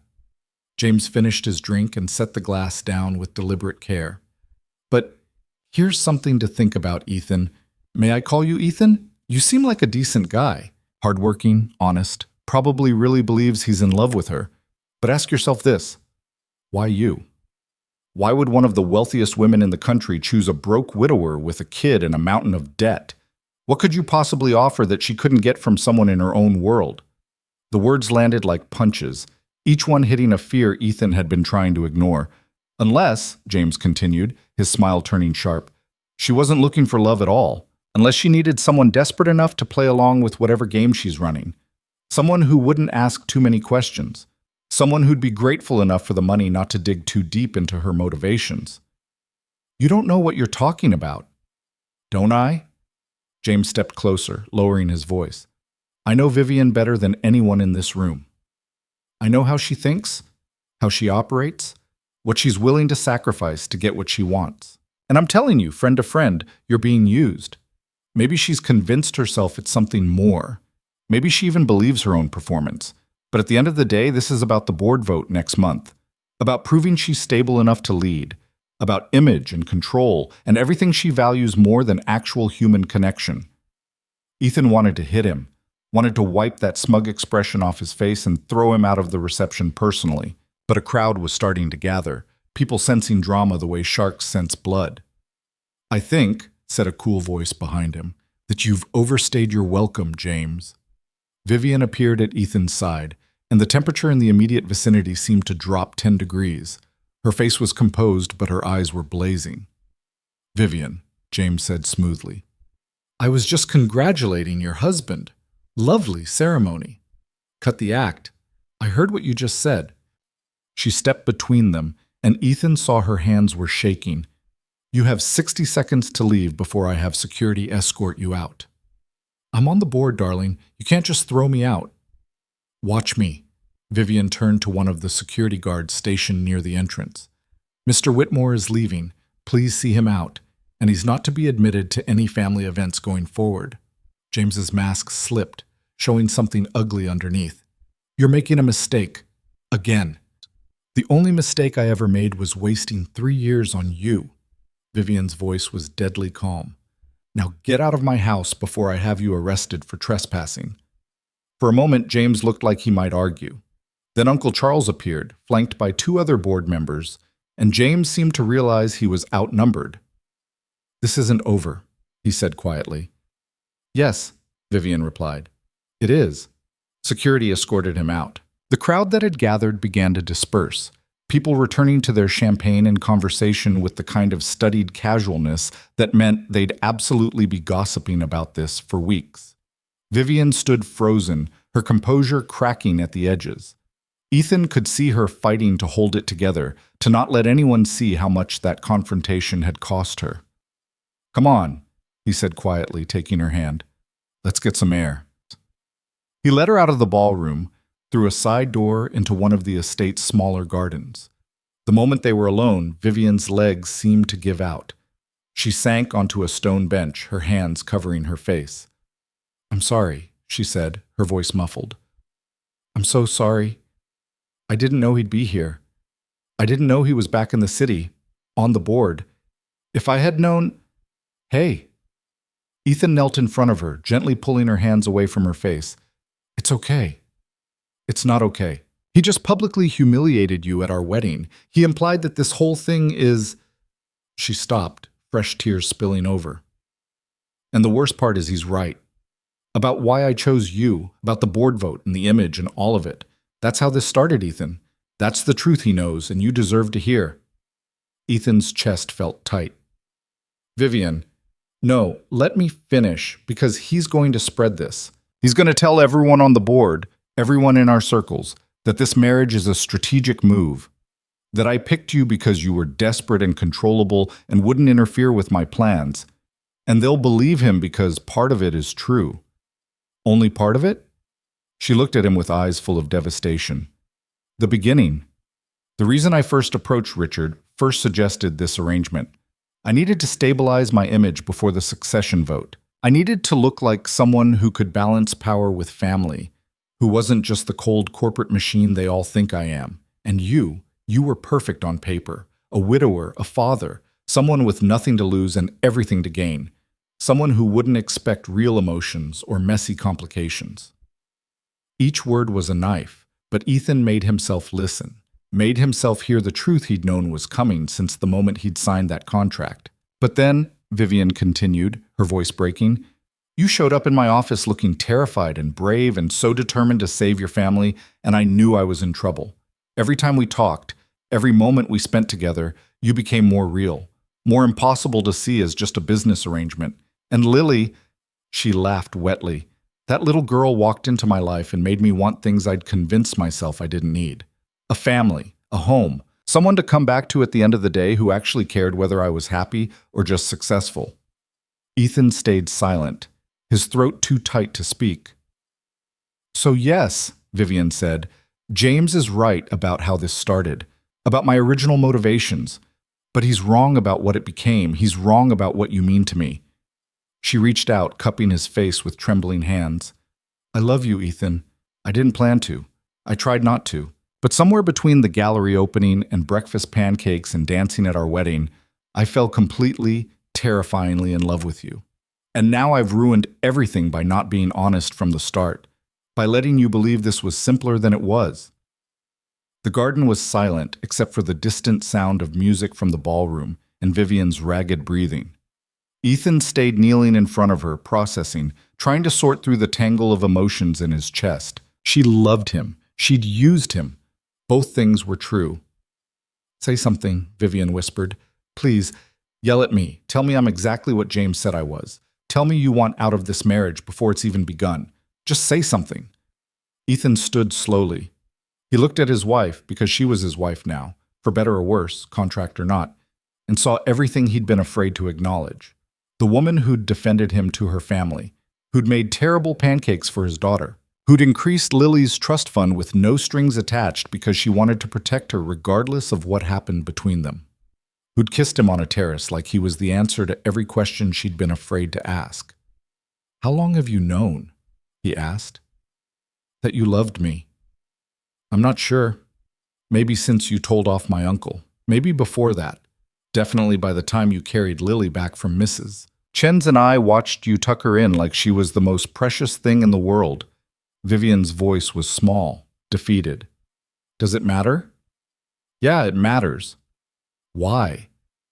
"Because," Ethan said, pulling her to her feet, "I need to know if I'm the only idiot who fell for someone he was supposed to be pretending with, or if we're both idiots together." Hope flickered in her eyes. "Ethan, I'm furious with you," he said honestly, "for not telling me everything from the beginning, for letting me walk into this blind, for manipulating the situation even if your intentions eventually changed." He saw her flinch, but he didn't stop. "But I'm also furious with myself, because some part of me knew. Some part of me understood that this was too good to be true, that there had to be angles I wasn't seeing, and I went ahead anyway because I was desperate and scared and convinced myself I could keep my heart out of it." "I'm sorry," Vivian breathed. "I'm so sorry." "I know, and I believe you." He pulled her closer, wrapping his arms around her even though his mind was still reeling. "I don't know what happens now. I don't know how we fix this, or if we can, or if James is going to destroy both of us with whatever he tells the board. But I meant what I said in my vows. I'm all in.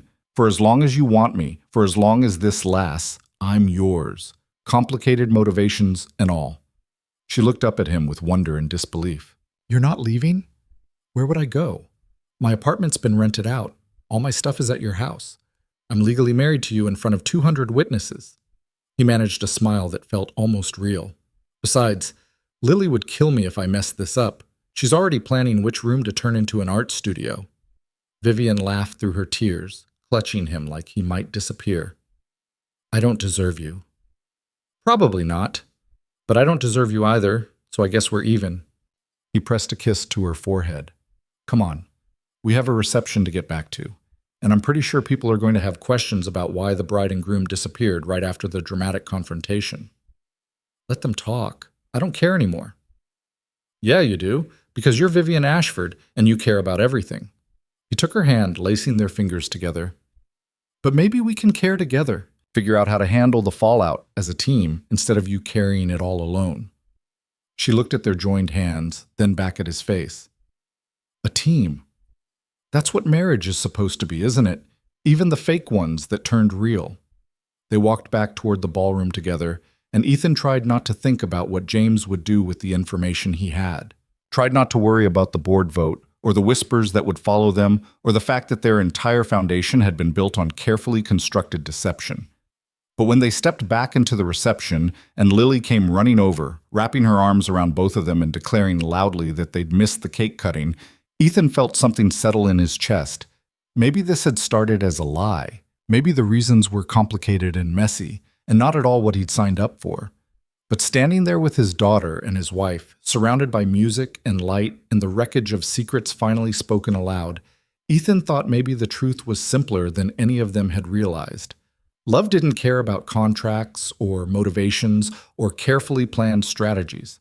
It just was. And for now, in this moment, that was enough. The reception continued without them noticing the cracks. Guests danced and drank and celebrated a marriage that felt both more real and more fragile than it had hours before. Ethan went through the motions, cutting cake, making toasts, posing for photos, but his mind kept circling back to James Whitmore's words and the look on Vivian's face when she'd finally told him the truth. By the time the last guest departed and they were finally alone, Exhaustion had settled into Ethan's bones like lead. Vivian had gone quiet too, her earlier vulnerability replaced by a careful blankness that made him think of armor being rebuilt, brick by brick. They walked upstairs together in silence. At the door to their suite, they both paused. "I can sleep in the guest room," Vivian offered, "if you need space."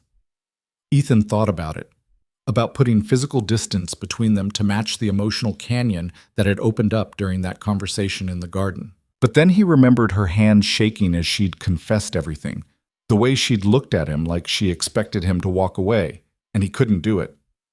"No," he said. "Stay." Something flickered in her eyes, relief maybe, or surprise. "Are you sure?" "I'm not sure about anything right now, but I know I don't want to sleep alone on our wedding night, fake marriage or not." He pushed open the door. "Come on." The room had been prepared by the staff, candles lit, rose petals scattered across the bed in a display of romance that would have been laughable if it weren't so painfully ironic. Ethan started blowing out candles while Vivian stood in the doorway, still in her wedding dress, looking lost. "I can't reach the zipper," she said quietly. He crossed to her and she turned, presenting her back. His fingers found the delicate zipper and he drew it down slowly, revealing the elegant line of her spine. She shivered despite the warmth of the room. "Thank you," she whispered. She disappeared into the bathroom, and Ethan changed into the pajamas someone had laid out for him. Silk, expensive, nothing like the worn t-shirts he usually slept in. When Vivian emerged, she'd removed her makeup and let her hair down. She looked younger this way, more vulnerable, and Ethan felt his anger soften despite himself. They climbed into bed from opposite sides, maintaining a careful distance in the massive mattress. The silence stretched between them, heavy with everything unsaid. "Ethan?" Vivian's voice was small in the darkness. "Yeah? I really am sorry. For all of it. Not just getting caught, but for the deception in the first place. You deserved better than being someone's strategic move." He rolled onto his side to face her. "Can I ask you something?" "Anything. That first day in your office when you looked at me, what did you actually see? Before you convinced yourself this was a good idea, before the plans and the contracts, what was your first real thought about me?" Vivian was quiet for so long he thought she might not answer. Then she said, "I saw someone carrying the weight of the world on his shoulders and refusing to put it down. Someone who looked like he hadn't slept in weeks but had still shown up because giving up wasn't in his vocabulary. And I thought," she paused, her voice catching, "I thought that kind of strength was rare, that kind of loyalty. I thought that if I could have someone like that in my corner, even temporarily, even for the wrong reasons, maybe I could remember what it felt like to not be alone." The honesty in her words hit him like a physical thing. "You felt alone? You have a family, a company, more money than most people see in 10 lifetimes, and none of it matters when you go home to an empty house and realize you've spent so many years building walls that no one can get through them anymore. Not even you." She turned toward him, and in the dim light, he could see tears tracking down her cheeks. "After James, after what he did, I convinced myself that being alone was safer, that if I never let anyone close enough to hurt me, I'd be fine. I threw myself into work, into proving I could do everything myself, and I told myself it was enough. But then you walked in, and within 5 minutes, I knew I was lying to myself. Because looking at you made me ache for something I'd given up on, something real." Ethan reached out, wiping away her tears with his thumb. "What did James do to you?" "He stole from me." The words came out flat, matter of fact. "Not money. He had his own, but secrets, company information.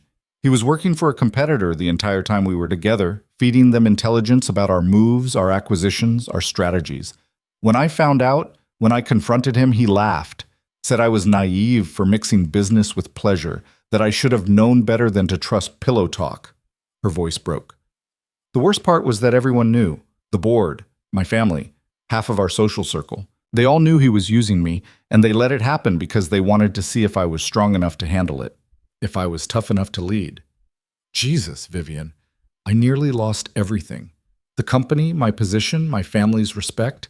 I had to spend 2 years rebuilding what he'd destroyed. proving I wasn't the liability he'd made me look like.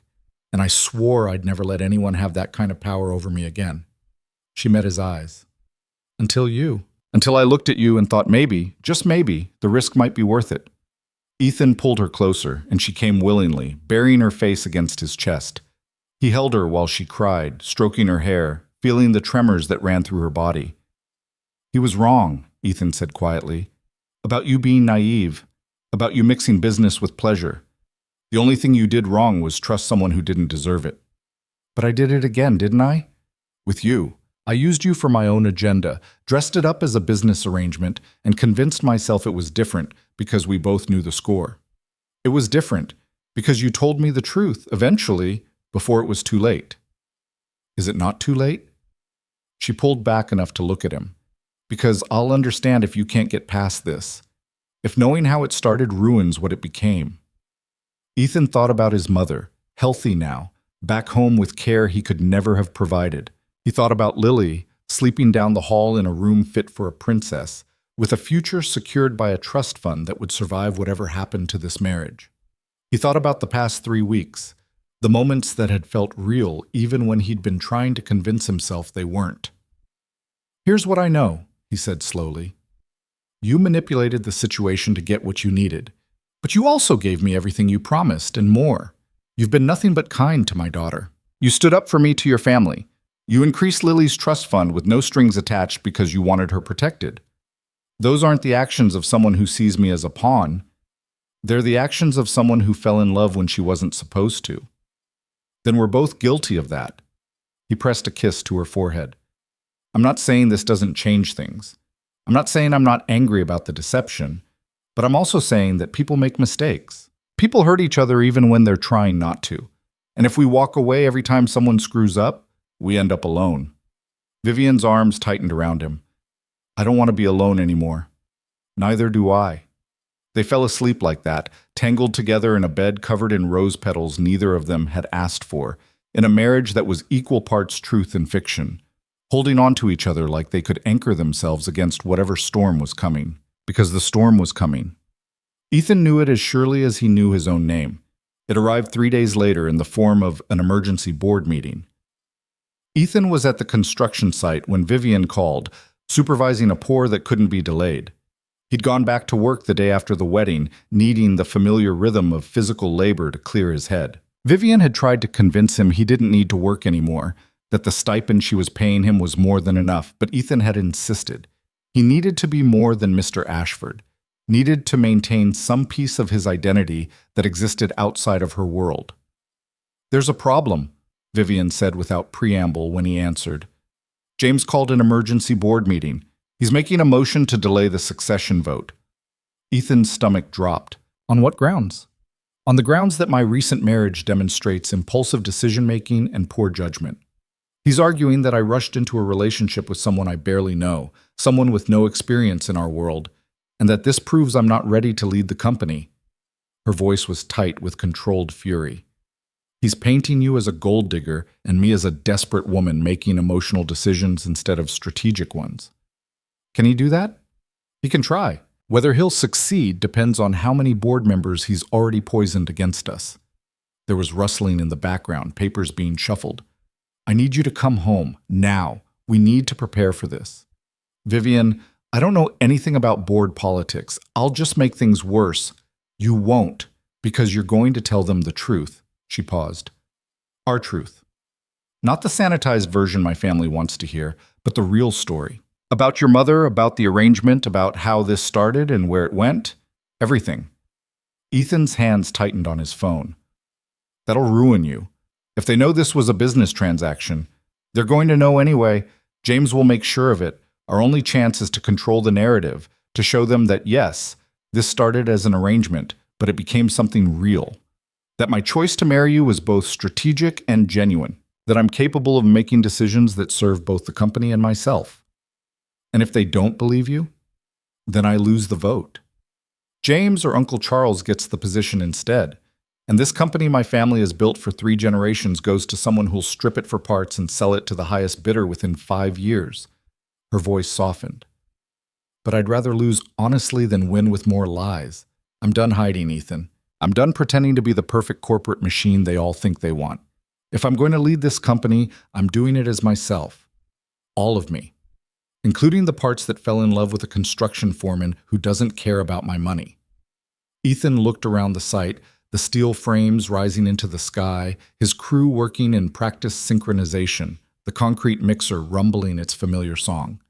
This was his world. Solid, straightforward, built on sweat and skill instead of manipulation and appearances. But Vivian needed him.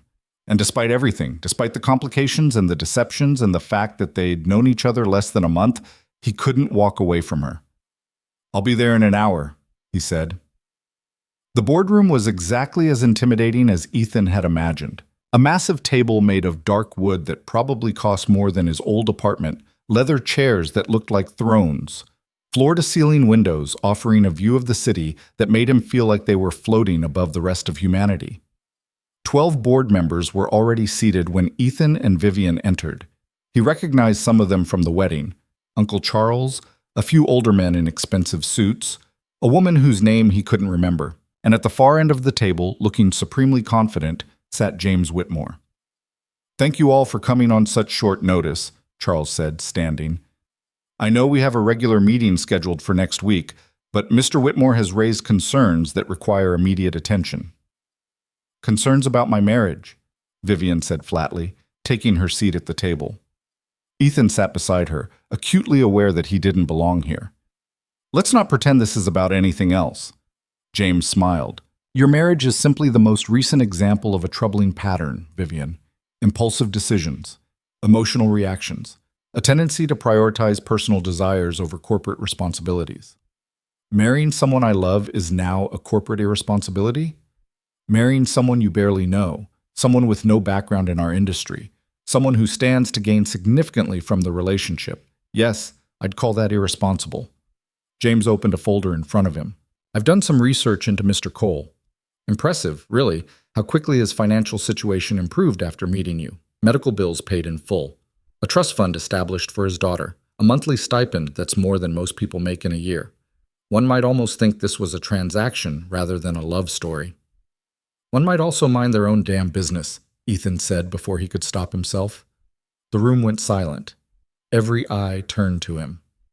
Charles raised an eyebrow. "Mr. Cole, I appreciate your loyalty to my niece, but this is a board matter. It's a board matter about my marriage," Ethan interrupted. "So yeah, I think I get a say." He looked directly at James. "You want to paint me as a gold digger? Fine. Let's talk about money. Vivian offered me a deal when my mother was dying and I was drowning in debt. She offered to pay the medical bills, secure my daughter's future, and give me enough money to breathe for the first time in 3 years. Now, so in exchange, I had to marry her and play the devoted husband for 6 months. No feelings, no complications, just a business arrangement that benefited both of us." He heard Vivian inhale sharply beside him, but he didn't stop. "So yes, I took the deal, because I was desperate and scared and I'd have done anything to save my family. Does that make me a gold digger? Maybe. Does it make this marriage invalid? Probably. Does it prove that Vivian makes impulsive emotional decisions?" He shook his head. "No, because this wasn't impulsive. It was calculated and strategic and exactly the kind of smart business move you all claim to value." "Ethan," Vivian started, but he cut her off. "I'm not finished." He stood, facing the entire board. "Here's what you need to know. Vivian entered into this arrangement with clear eyes and specific goals. She needed to appear stable and committed before the succession vote. She needed to prove she could balance power with family. She picked me because I was desperate enough to say yes, and respectable enough not to embarrass her. It was cold, it was calculated, and it was brilliant." James was smiling now, clearly thinking Ethan was doing his work for him, but Ethan wasn't done. "But here's the part you're missing," he continued. "The part that actually matters. Somewhere between the contract and the wedding, between the performance and the reality, something changed. I fell in love with her. Not with her money or her position or what she could do for me. With her. With the woman who makes terrible pancakes for my daughter, who works 18-hour days and still finds time to ask how my mother's recovery is going, who's terrified of being vulnerable but does it anyway because she knows it's the only way to build something real." He turned to Vivian, who was staring at him with tears streaming down her face. You want to know if this marriage proves she makes emotional decisions? Ethan said to the board without looking away from his wife. Yeah, it does, because falling in love when you're not supposed to, when it complicates everything and puts everything at risk, that's emotional. But it's also brave and honest, and exactly the kind of leadership this company needs. Someone who can be strategic without being heartless. Someone who can make the hard calls but still remember there are human beings affected by those choices. The boardroom was absolutely silent. So here's my question for all of you, Ethan said, finally turning back to face them. Do you want a leader who's so terrified of making a mistake that she never takes a risk? Or do you want someone who's willing to bet on people, to see potential where others see liability, to build something that matters instead of just something that makes money? He sat down. His hands were shaking, adrenaline coursing through his veins. Vivian's hand found his under the table, squeezing so hard it almost hurt. Charles was the first to speak. That was quite the speech, Mr. Cole. It was the truth. Perhaps? Charles looked at Vivian. Is what he said accurate? The arrangement, the contract, all of it? Vivian lifted her chin. Yes, every word. I offered Ethan a business arrangement because I needed to stabilize my image before the vote. I chose him because he had something most people in our world don't, something real to lose, something that would make him honor the agreement. And the feelings? The woman whose name Ethan couldn't remember asked gently. Are those part of the arrangement too? No. Vivian's voice was clear, certain. The feelings were never part of the plan. They were a complication I didn't expect and couldn't control. But they're real. And they've made me better at my job, at relating to people, at understanding what actually matters in life. If that makes me unfit to lead this company, then I don't want to lead it. James leaned forward. This is exactly what I'm talking about. She's willing to throw away 3 generations of family legacy over a man she's known for less than a month. That's not leadership, that's delusion. Is it? Marcus spoke up from his position near the windows. Because from where I'm sitting, she's done something none of us have had the courage to do. She's admitted she's human, that she makes mistakes and takes risks, and sometimes bets on the wrong horse. But she's also willing to stand by those choices, to own them, to let them make her better, instead of more afraid. He looked at James. Unlike some people who'd rather tear others down than build anything worthwhile themselves. I'm trying to protect this company, James started. You're trying to protect your own wounded ego. Eleanor Ashford's voice cut through the room like ice. She'd been silent until now, sitting at the far end of the table, but when she stood, everyone paid attention. Let's be honest about what this is really about, James. You're not concerned about Vivian's leadership abilities. You're angry that she moved on, that she found someone who values her for more than her bank account and her connections. And you're using this board position to punish her for it. That's not... It absolutely is. Eleanor walked to stand behind Vivian's chair, placing her hands on her daughter's shoulders. I raised my daughter to be strong and strategic and never show weakness. I taught her that emotions were liabilities and that personal connections were tools to be leveraged. And in doing so, I nearly destroyed her ability to have any kind of real relationship. She looked around the table. So yes, she made an unconventional choice. Yes, she started this marriage as a strategic move. But she also had the courage to let it become something more, to choose love even when it complicated her perfectly ordered plans. And that, gentlemen, is exactly the kind of adaptability and emotional intelligence this company needs in its next leader. The board members looked at each other, silent conversations happening in glances and subtle gestures. Finally, Charles stood. I move that we table the succession vote delay and proceed as originally scheduled next week. All those in favor? 9 hands went up. James's stayed down, along with 2 others who'd clearly been swayed by his arguments. Motion passes, Charles said. This meeting is adjourned. The board members began filing out, some stopping to shake Vivian's hand, others avoiding eye contact entirely. James left without a word, his face a mask of barely controlled fury. When they were finally alone, Vivian turned to Ethan and buried her face in his chest, her shoulders shaking with sobs that were equal parts relief and disbelief. You didn't have to do that, she said against his shirt. You didn't have to lay everything bare like that. You could have just let me handle it.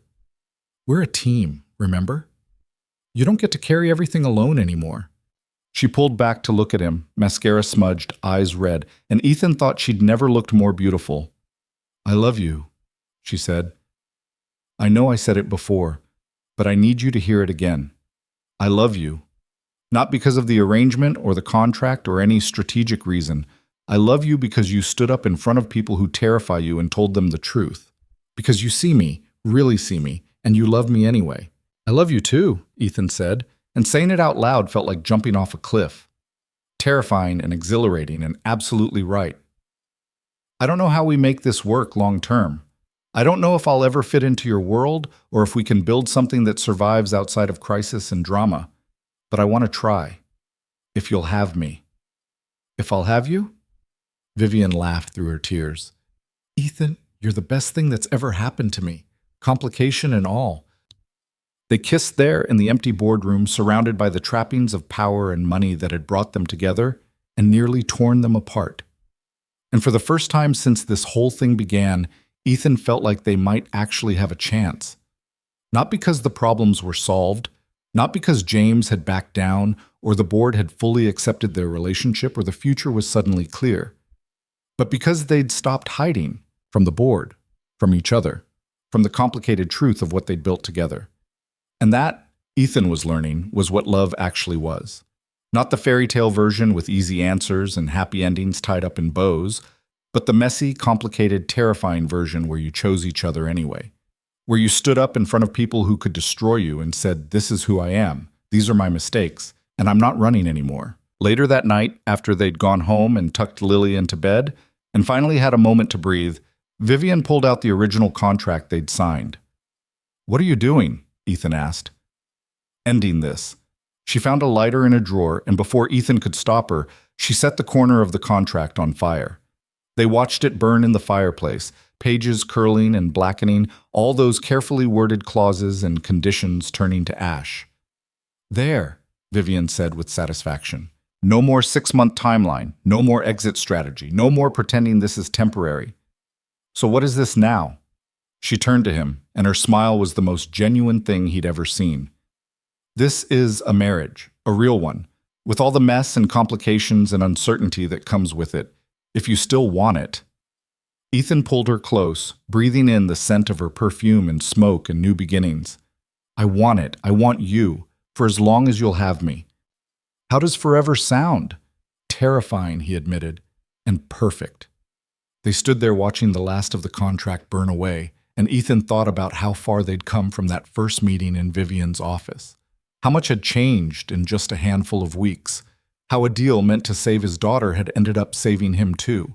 Not from poverty or debt or desperation, but from the prison of believing he didn't deserve more than survival. That love was something that happened to other people, in other lives, in stories that had nothing to do with single fathers drowning in bills. Vivian had shown him differently, had crashed into his life with her contracts and her money and her carefully constructed walls, and somehow they'd both ended up free. The fire died down to embers, and with it, the last traces of the lie that had brought them together. What remained was something far more valuable than any contract could have guaranteed: the truth.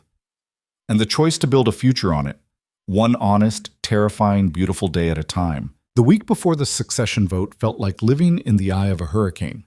Outside the estate walls, the press had gotten hold of pieces of the story. Not the full truth that Ethan and Vivian had laid bare in the boardroom, but enough fragments to build speculation into a feeding frenzy. Headlines screamed about whirlwind romances and unlikely matches, about billionaire heiresses and their mysterious blue-collar husbands. Photographers camped outside the gates, hoping for a glimpse of the couple at the center of the storm. Inside, Vivian worked around the clock, preparing presentations and strategies, meeting with board members individually to shore up support. Ethan watched her transform back into the corporate warrior she'd been before he'd met her, all sharp edges and controlled intensity, and he wondered if burning the contract had changed anything at all. "You're doing it again," he said one night, finding her in her home office at 2 a.m, surrounded by financial reports and projections. She looked up, surprised. "Doing what?" "Carrying everything alone, shutting me out." Vivian's expression softened with guilt. "I'm not shutting you out. I'm just trying to make sure we don't lose everything we fought for." "We're not going to lose anything." Ethan crossed the room, gently closing the laptop in front of her. But you're going to burn out if you keep this up. When's the last time you slept more than 4 hours? I don't remember. When's the last time you had an actual conversation with Lily? That one landed. Vivian's face crumpled slightly. She asked me to read to her last night, and I said I was too busy. I saw the look on her face, Ethan, like I was just another adult who'd promised to be there and then disappeared. So stop disappearing.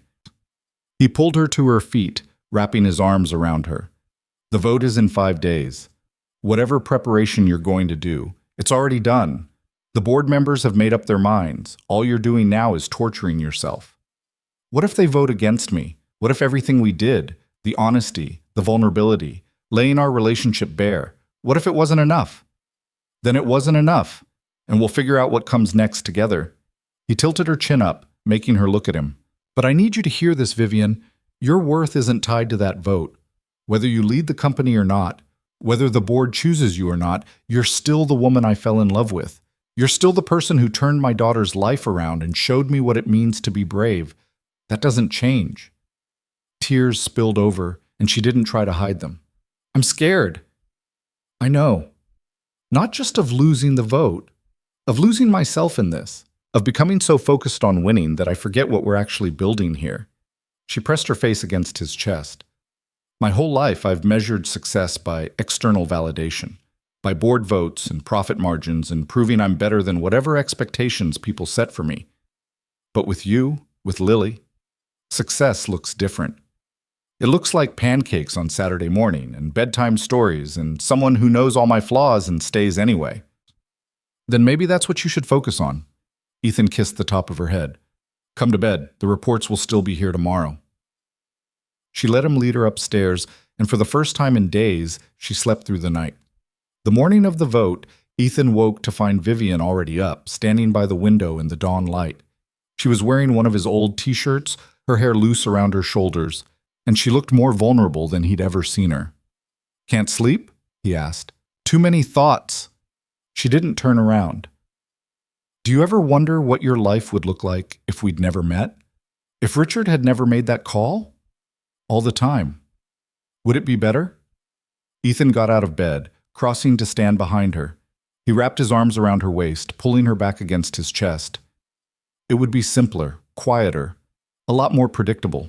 I'd still be in that crappy apartment, working double shifts, drowning in debt, and telling myself it was enough because at least Lily was safe.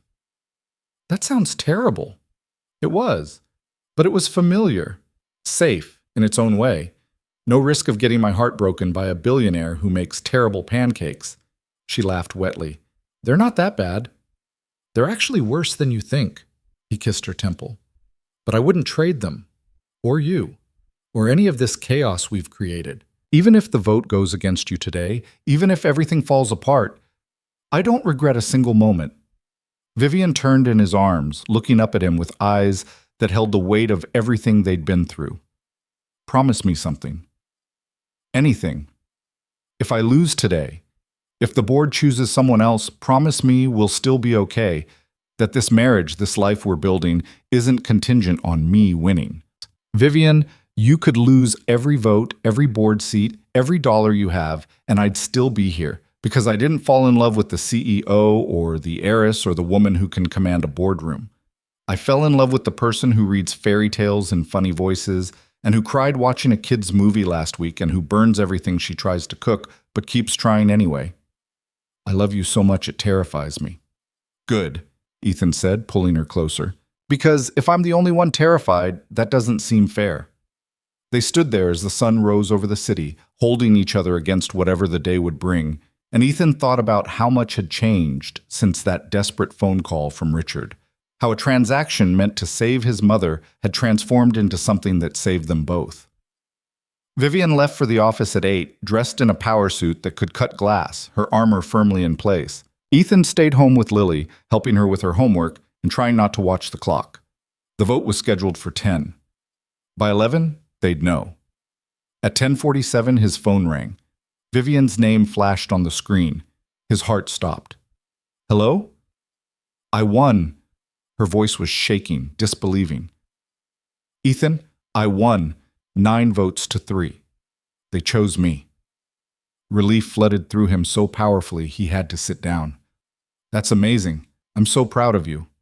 It's because of you. What you said in that boardroom, the way you stood up for me, Charles told me that's what changed his mind. That seeing someone believe in me that completely made him reconsider his own doubts. She laughed, giddy with victory and relief. I have to stay for press conferences and meetings, but I'll be home by dinner. Tell Lily we're celebrating. I'll tell her. And Vivian? Yeah? I love you, CEO Ashford. I love you too, Mr. Ashford. She hung up, and Ethan sat there grinning like an idiot until Lily came running in to ask why he looked so happy. That night, they celebrated with takeout pizza in the estate's formal dining room, much to the staff's horror.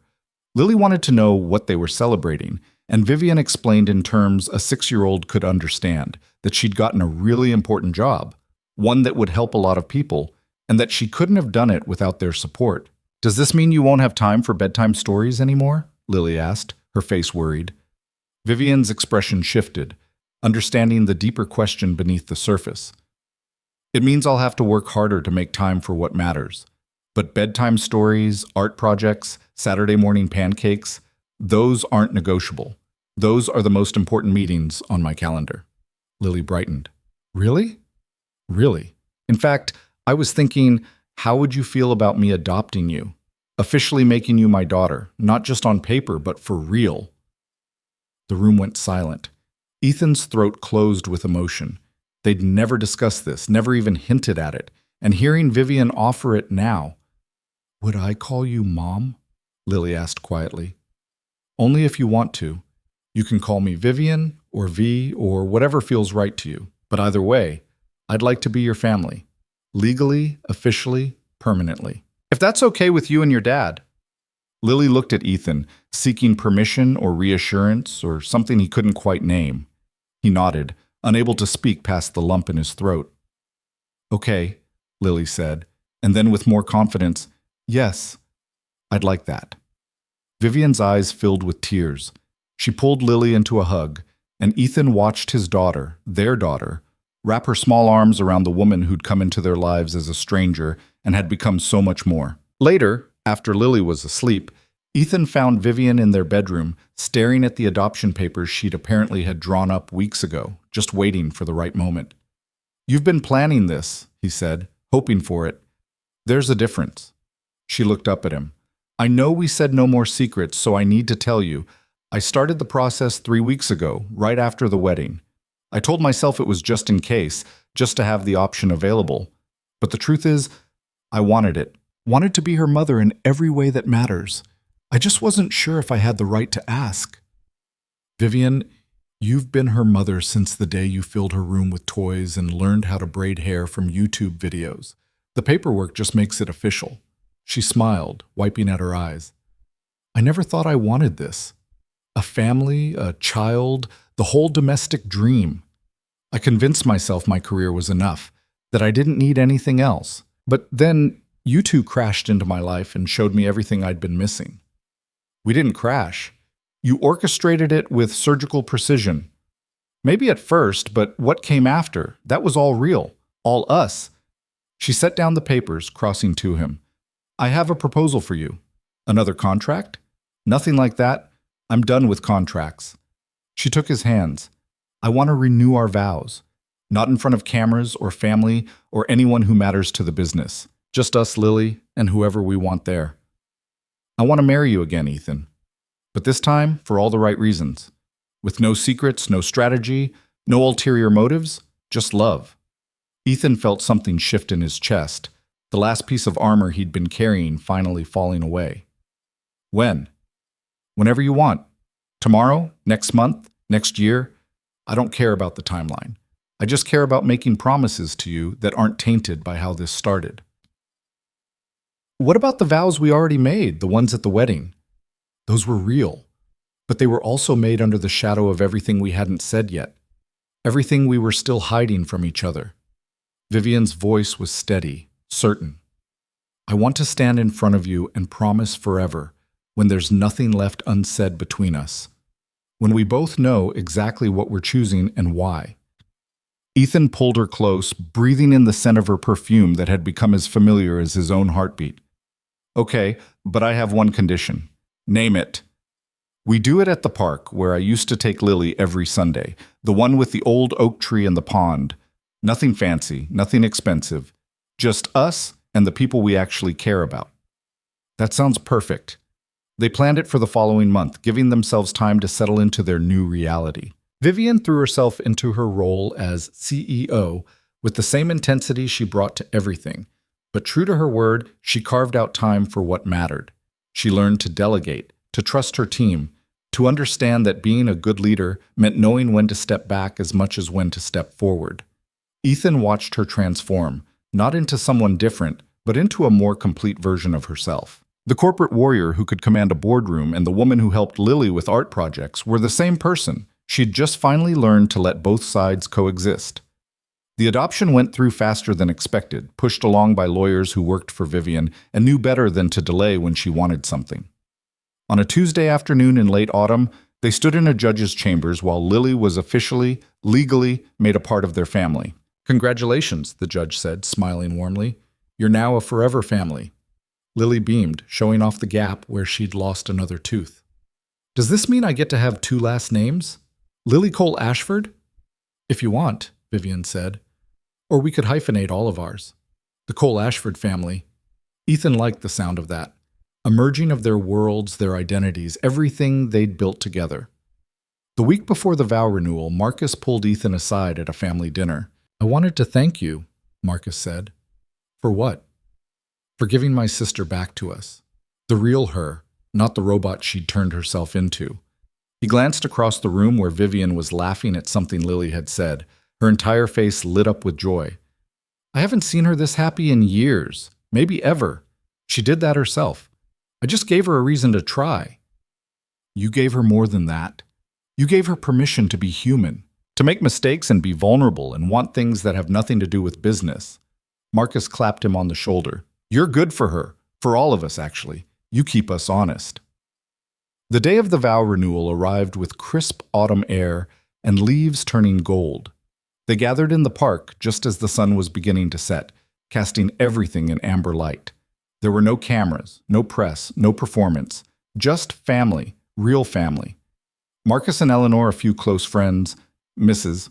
Chen, who'd watched Lily grow up, and Ethan's mother, healthy and radiant, holding her granddaughter's hand. Vivian wore a simple white dress, nothing like the elaborate gown from their first wedding. Her hair was loose, her feet bare in the grass, and she looked more beautiful than Ethan had ever seen her. They'd asked Marcus to officiate, and he stood before them with a grin that suggested he was enjoying this far too much. "We're gathered here," he began, "to witness Ethan and Vivian recommit to a marriage that started as the worst business deal in history and somehow became the best love story I've ever seen." Vivian laughed, tears already starting. Ethan squeezed her hands.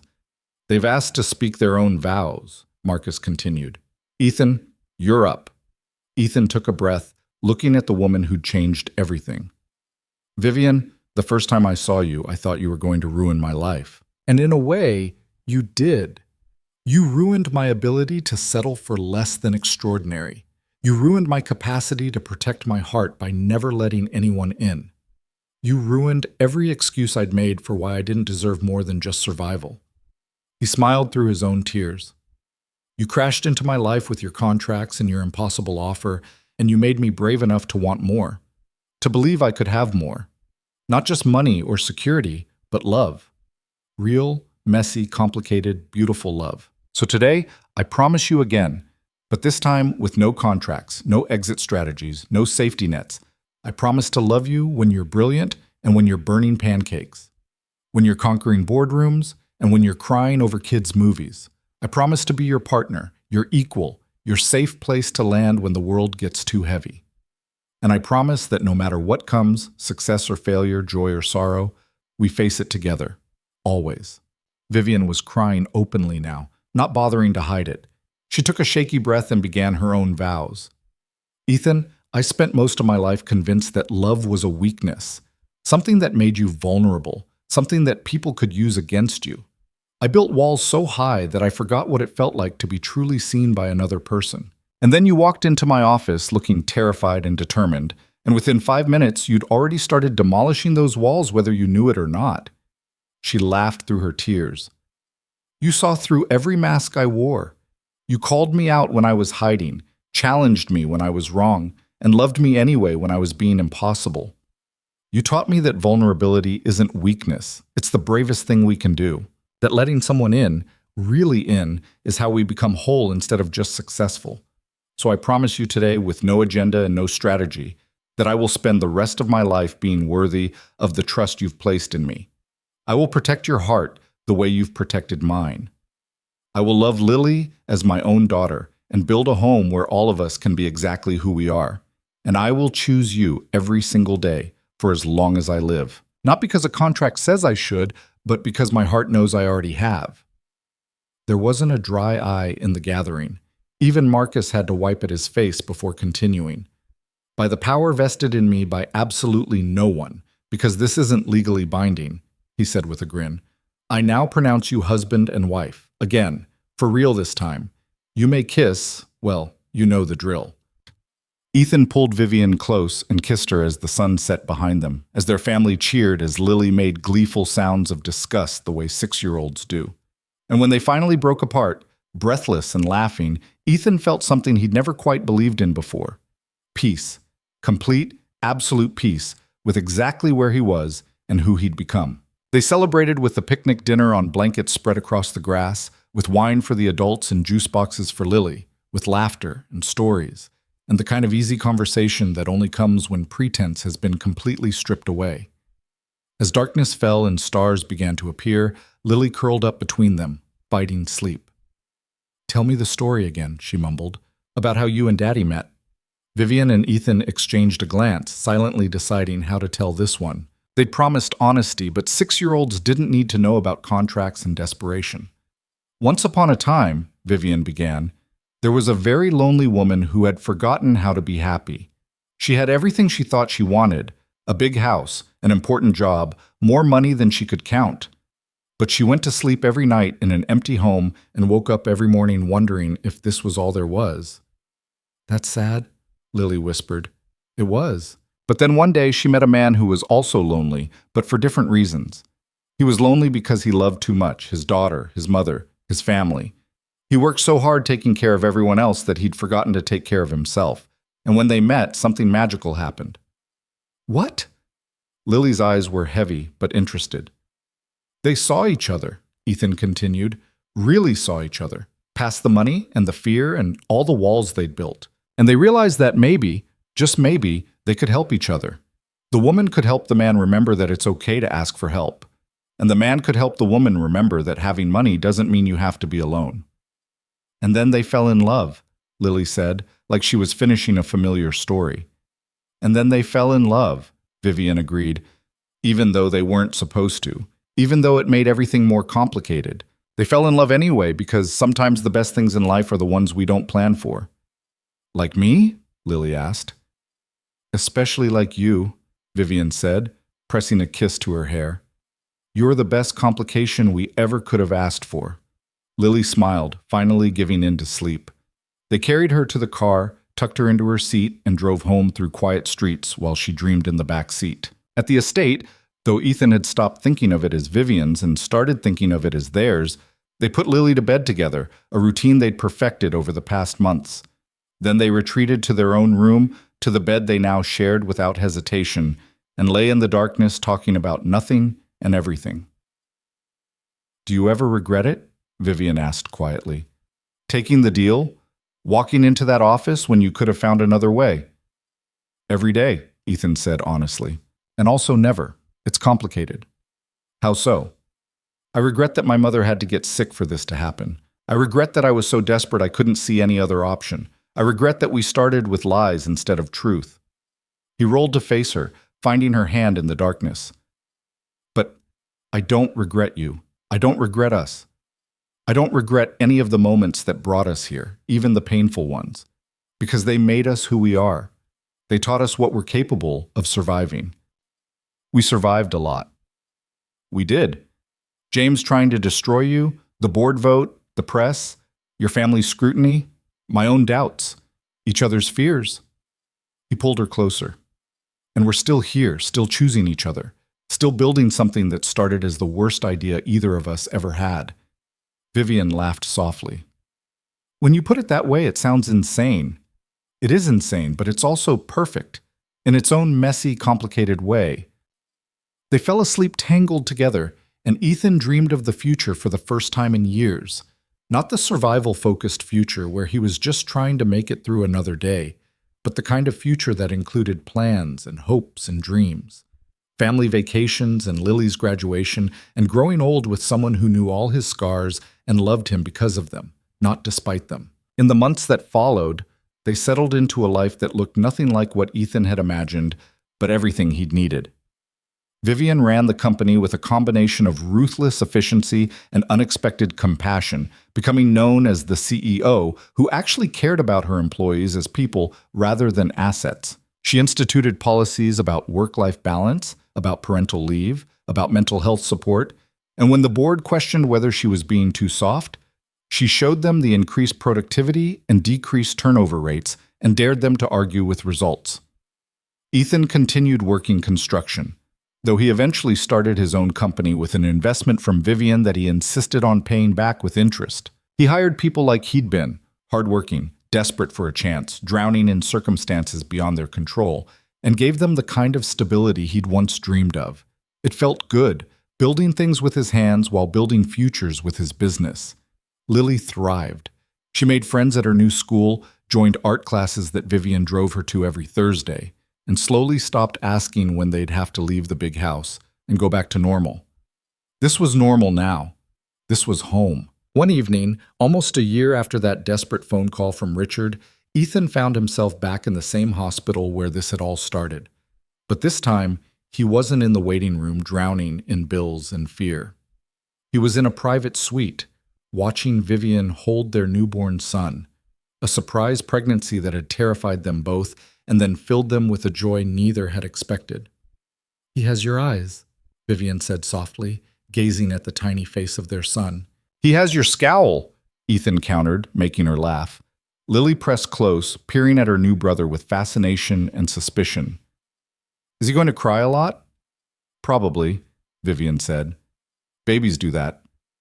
"Can we name him something cool like Dragon or Laser?" "We're naming him Michael," Ethan said, "after my dad." Lily considered this. "That's pretty cool too, I guess." They stayed like that, the four of them, as the sun set outside the hospital windows and the city hummed with evening traffic.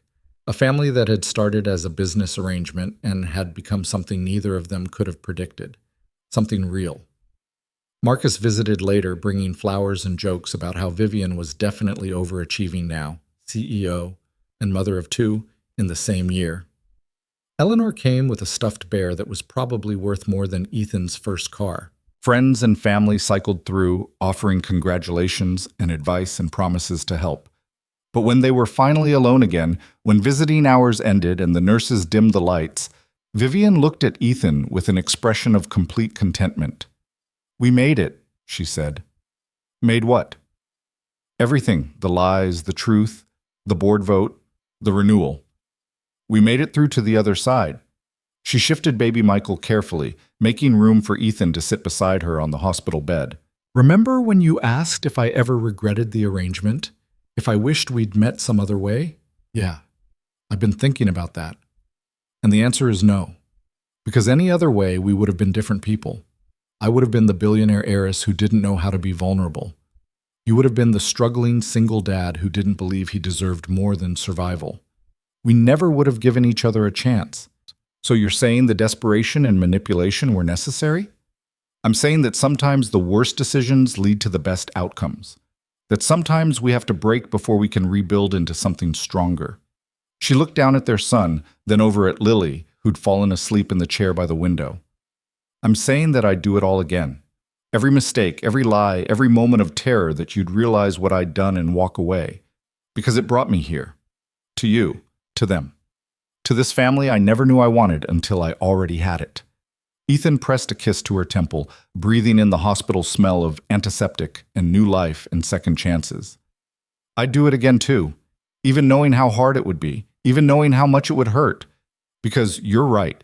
We had to break first. We had to fall apart before we could figure out how to build something that would last. And this will last, Vivian said with certainty. Won't it? This isn't just the honeymoon period or the newborn glow talking. This is real. This is permanent. This is permanent, Ethan agreed. Contract or no contract, vows or no vows, I'm not going anywhere. You're stuck with me. Good, because I was planning to keep you anyway. They sat together in the quiet hospital room, watching their son sleep and listening to Lily's soft breathing and feeling the weight of everything they'd built together settle over them like a blanket. It wasn't perfect. Nothing ever was. There would be challenges ahead, sleepless nights and work stress, and the normal chaos of raising two kids while running companies and lives. There would be moments when they forgot to communicate, when old fears crept back in, when the ghosts of how they'd started would haunt them. But they'd face it together. As partners, as equals, as two people who'd started as strangers and had become something neither of them could exist without. The nurse came in to check on Vivian and the baby, and Ethan used the opportunity to call his mother to share the news about her new grandson. She cried happy tears and promised to visit in the morning, and Ethan realized that this moment, right here, right now, was what he'd been fighting for all along without knowing it. Not just survival, not just security, but belonging. Purpose. A family that chose each other not because they had to, but because they wanted to. Later, after everyone had settled and the hospital corridor grew quiet, Ethan stood by the window looking out at the city lights. The same city he'd stared at from this hospital a year ago, drowning in fear and debt and desperate choices. Everything had changed. Nothing had changed. He was still a father trying to do right by his kids, still a man who worked with his hands and believed in honest labor. But now he was also a husband to a woman who challenged him daily to be better, braver, more honest. A father to two children instead of one. A business owner building something meaningful. A man who'd learned that vulnerability wasn't weakness and that asking for help didn't make you less worthy of receiving it. Vivian came to stand beside him, moving carefully but determined to be near him. What are you thinking about? How far we've come. How different everything looks from this window compared to the last time I stood here. Different how? Then I was looking at a city I didn't belong in, at a life I couldn't afford, at a future that felt like it was crushing me. Now, he slipped his arm around her waist, pulling her close. Now I'm looking at a city that's become home, at a life I never imagined I could have, at a future that actually feels like it's worth looking forward to. Because of the money? Because of you. The money helped, don't get me wrong, but it was never really about the money, was it? It was about finding someone who saw me as more than my circumstances, someone who believed I could be more than just a survivor. Vivian leaned her head against his shoulder. You taught me the same thing, that I could be more than just successful, that there was value in being soft sometimes, in letting people in building something that couldn't be measured in profit margins.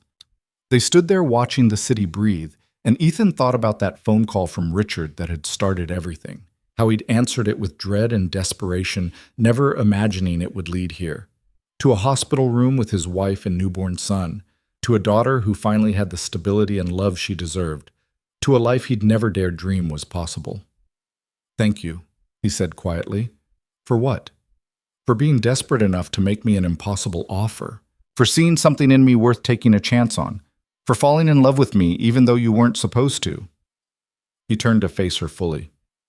For giving me permission to want more than just survival, for teaching me that it's okay to be happy. Vivian's eyes filled with tears. I should be thanking you for saying yes when every rational part of you must have been screaming no, for defending me when I didn't deserve it, for loving me through all my mistakes and fears and terrible attempts at domesticity. Your pancakes really are terrible. I know, but I'm working on it. Please don't. I've gotten used to them. She laughed, and the sound filled the quiet room with warmth. I love you, Ethan Cole Ashford, more than I ever thought I could love anyone, more than I knew was possible. I love you too, Vivian Cole Ashford, even though you manipulated me into marrying you. I prefer to think of it as aggressively recruiting you for the position of husband. Is that what we're calling it now? It sounds better than used your desperate circumstances to coerce you into a contract marriage. Ethan kissed her, slow and sweet and full of promise. Call it whatever you want. I'm just glad you did. They returned to Vivian's bedside, and Ethan settled into the chair that would be his bed for the night, refusing to leave even when the nurses said he could go home and get real rest. This was where he belonged, here with his family, in the wreckage and beauty of a life built on impossible choices and unexpected grace. As he drifted off to sleep, his last thought was of that contract burning in the fireplace months ago, how they'd watched it turn to ash and thought they were ending something. But really, they'd just been making room for something new to grow, something stronger and truer than any legal document could capture. Love wasn't a contract, it wasn't a transaction, or a strategic move, or a carefully calculated risk. It was a choice, made every day, in 1,000 small moments, in pancakes and bedtime stories and honest conversations, and showing up even when it was hard, in trusting someone enough to be vulnerable, to be wrong, to be fully and completely yourself. And Ethan chose this, chose her, chose their family and their messy, complicated, beautiful life together. Not because a contract said he had to, but because his heart had finally learned what his head had tried to deny from the beginning. Some risks were worth taking. Some deals saved more than they cost. And sometimes the best things in life started with the worst decisions. Sometimes you had to lose everything to find what you'd been missing all along. And sometimes, just sometimes, a desperate phone call at 3 a.m. could lead to everything you never knew you needed. The morning after brought sunlight and hospital breakfast and family visits and the normal chaos of new life beginning. But through it all, Ethan kept catching Vivian's eye, kept seeing his own wonder reflected back at him, kept marveling at how far they'd come from that first awkward meeting in her office. They'd built an empire of their own, not one measured in dollars or board votes or corporate success, but one built on trust and honesty and the radical choice to love each other, complications and all. And as Ethan held his son and watched his wife laugh at something Lily said and felt his mother's hand squeeze his shoulder, he knew with absolute certainty that this messy, imperfect, extraordinary life was worth more than any contract could ever promise. This was real. This was home. This was everything.